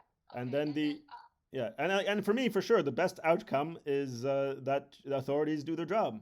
And like, I don't care about people getting convicted. I just want to be reassured I'm not going to be murdered, especially since there's a document that says I'm going to be murdered. Like, wait, and the government document where you supposedly say that you think that you're. No, that's not what the document says. That's what's so problematic about it. It just says Wizens has justified cause to believe police are going to murder him. But like, I don't like when I first read that. Of course, like their idea was that I said that, which I didn't say. So that would be then a false statement. The police document? What document? It's a national prosecutor document that I got access to through a request for information about all of this. Okay. And then the government the government refuses to clarify that it was an accident or mean something else or whatever, or then just retract the statement, right? So imagine if if I accidentally, well, I'm not even going to say to you, but let's say person A accidentally says they're going to murder person B, and nobody believes it's on purpose. Everybody believes it's an accident when he says it. But then person A refuses to apologize and correct themselves. Well, at some point you're going to be like, well, maybe it wasn't an accident, right? In any case, I can't yeah, maybe make any comments about, yeah. Obviously, I'm just saying to point to like obviously all this organized crime, talking about $270 million, blah blah blah. That's cause for anxiety about being and my name on the document. That's what causes the anxiety, right? I'm a loose end in this whole crazy shit, and who knows what who knows what who's the scenario is yeah. that this document never went anywhere. Which document? Like, well, the document by the national prosecutor is then just like a decision not to investigate police. Because I report that police shut everything down without ever talking to me. They also tell me I have a right. They don't even question me as part of their investigation into me. Because eventually, when I'm told for over a month, I'm told I'm under investigation. I'm going to jail. But eventually, I'm like, well, I don't know what I did. You sign a lot of stuff as CEO. I don't think Yeah. people are allowed to say that you're under investigation and going to jail. I think it's probably usually people would say you're under investigation and then pending the results, you may or may not. No, yeah, no, but yeah, but when it comes to money, like when you entered the money laundering space, at least as a small, like I'm probably not Wartsila, but at least as a small business person, nothing makes sense. Every like it's just like reality melting, right? Because for over 10, like I ran a nonprofit before running a corporation. So like for nearly 2 decades, I've run organizations and it's very legal. And like at some point you start to see these legal things as just, part of reality. And then things start to happen that just like they just declare new share ownership without even a new share registry, right? Like nothing that happens makes any sense. David just writes them a letter that he has no conflict of interest, and they just accept that on face value. They don't even bother to come in and ask me, first, obviously he has a conflict of interest, but anyways, he says that there's never any agreement to do any engineering at all. But there's no longer any claims or investigations against you currently. I know. Yeah. Then they reopen the investigation. Like they drop it. They refuse to question me. Then they put me under investigation again, and they phoned me last August. And then I'm like, great, I want to be questioned, and let's set that up. And we talk about setting up the questioning, and then the police officer phones me back to say he's not going to question me. So like, they drop the case again. No, they just keep now they realize that closing the cases causes problems because then I can complain to prosecutors about it. So they just keep this case open indefinitely without ever questioning me. And against you, or the case that you've made against a new case against me. New case against you. Okay. Because the police tell my ex-wife that they didn't find any evidence of any crime. Like they never talked to me and they never looked at any evidence. But they go and tell my ex-wife, because my ex-wife understood that the accessing my email was a crime, and it's not something that she did, right? So she's expecting police to do something about that, right? Like it's an obvious crime. Like you don't need to be a lawyer to understand that you can't just shut off somebody's email and then access it and spy on them, especially anyways. She knows it's a crime. She expects police to do something about it. Then they phone her and they say they didn't find any evidence of any crime, right? But I keep I'm still a shareholder and I can express my point of view that all of this is crime, right? And money laundering and blah blah blah. And you don't she charges me with defamation, which is if you're a police and you cover up something out of laziness, or I don't know what the motivations of police are. It's not even like David doesn't even live in Finland, or much less Tampere. Like all the Tampere police had to do was send it over to the financial intelligence unit, and it's no longer their problem. And then all the case. This is regarding the case against you, or the case that you making against Solar Fire. Like the money laundering and the access to my email and all that. Okay, yeah. So they close. close. Police investigation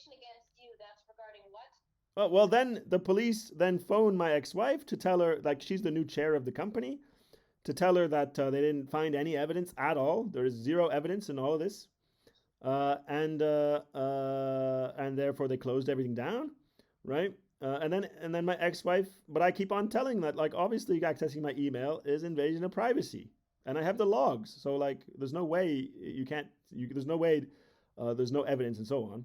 So then police put me, so then she charges me with defamation. Now, Your wife, your well, ex-wife.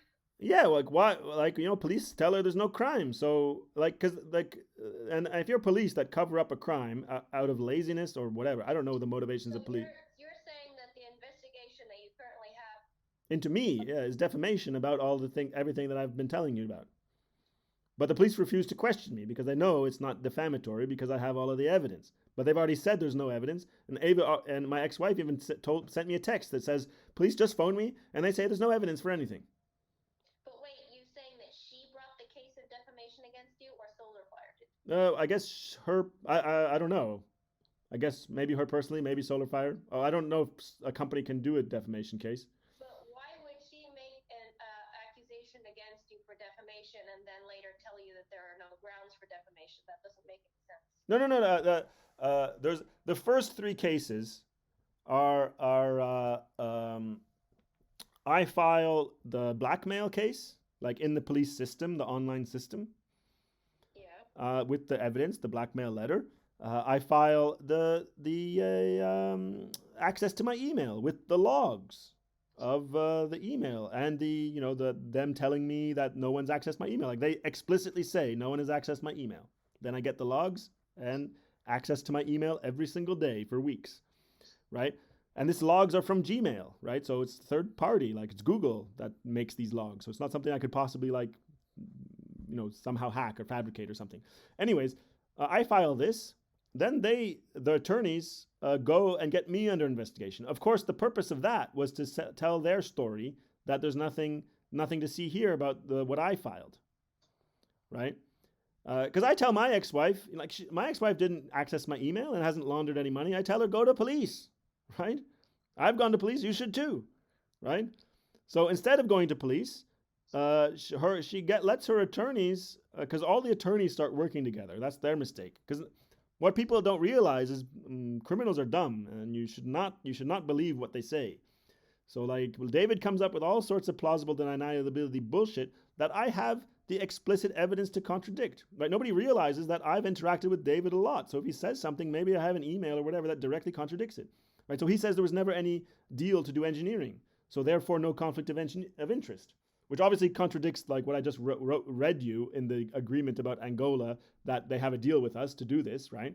But it also contradicts the original agreement. We agreed in email, right? And then he literally sends me the receipt of the money. He pays us 20,000 euros to do this engineering study. Wait, this was relating to the project in Angola. Well, yeah. Well, after he fires me, and the issue of conflict of interest comes up, right? Like, why is David accusing me, right? Like, right? So Because was there some sort of engagement with Angola for the feasibility study for the 20,000? no, no, no, no. There's in 2015, all we do is like a concept study of his technology, Okay, okay. right? And And we do. nothing relating to Wartsila there. No, no, no. We just do a numerical model. Like we can do a numerical analysis. So that's obviously a big part of engineering these days. So we do a numerical analysis of the technology this retired engineer invented and made a prototype in his garage, in his shed. Yeah. Well, let's go back to the whole Wartsila thing. So Yes. I have to go because I have a meeting, but Under, I will under, be in under, contact with you. great. Understandable. Yeah, I can commit. I won't publish anything. Yeah, until you get back to me. And definitely, from my point of view, and there's all sorts of jurisdictions involved: Switzerland, Norway, Sweden. So if the Finns would keep refusing they just keep insisting there's no evidence of any crime at all, which is just crazy, right? Like I don't care if people get convicted. I just want to be reassured that But somebody's, yeah. hopefully there isn't a crime. I mean, the creation of documents is definitely suspicious when you have people that are No, well, well, But I don't care. I don't hope care. the I don't. Yeah. documents didn't go anywhere. I don't care either. I don't care either way. Like, yeah, hopefully none of these people are actually laundering money and like working, for the yakuzas or whatever. For sure, hopefully, like it's smaller, and not bigger. Like that is, So, and that's what I want to hear. That's what I want to hear. When I went to police, what I want is some investigator who sounds serious and credible and has my interests in mind, as tells me, I looked into it. None of these people are associated with suspicious murders. If there's money laundering, it's small time bullshit. Great. I continue my life with far less anxiety than I have now. yeah, so I will contact you. I Great. have your contact details, and then I can contact you regarding what is the best way to Yes. send me materials if there's something that we need. Perfect. Thank you very much. And thanks very much for listening to me. It's really highly appreciated. Yeah, no worries, and yeah, I will be in contact with you. And have a nice one. Okay, you too. Thank you. Thanks. Bye Bye bye. bye.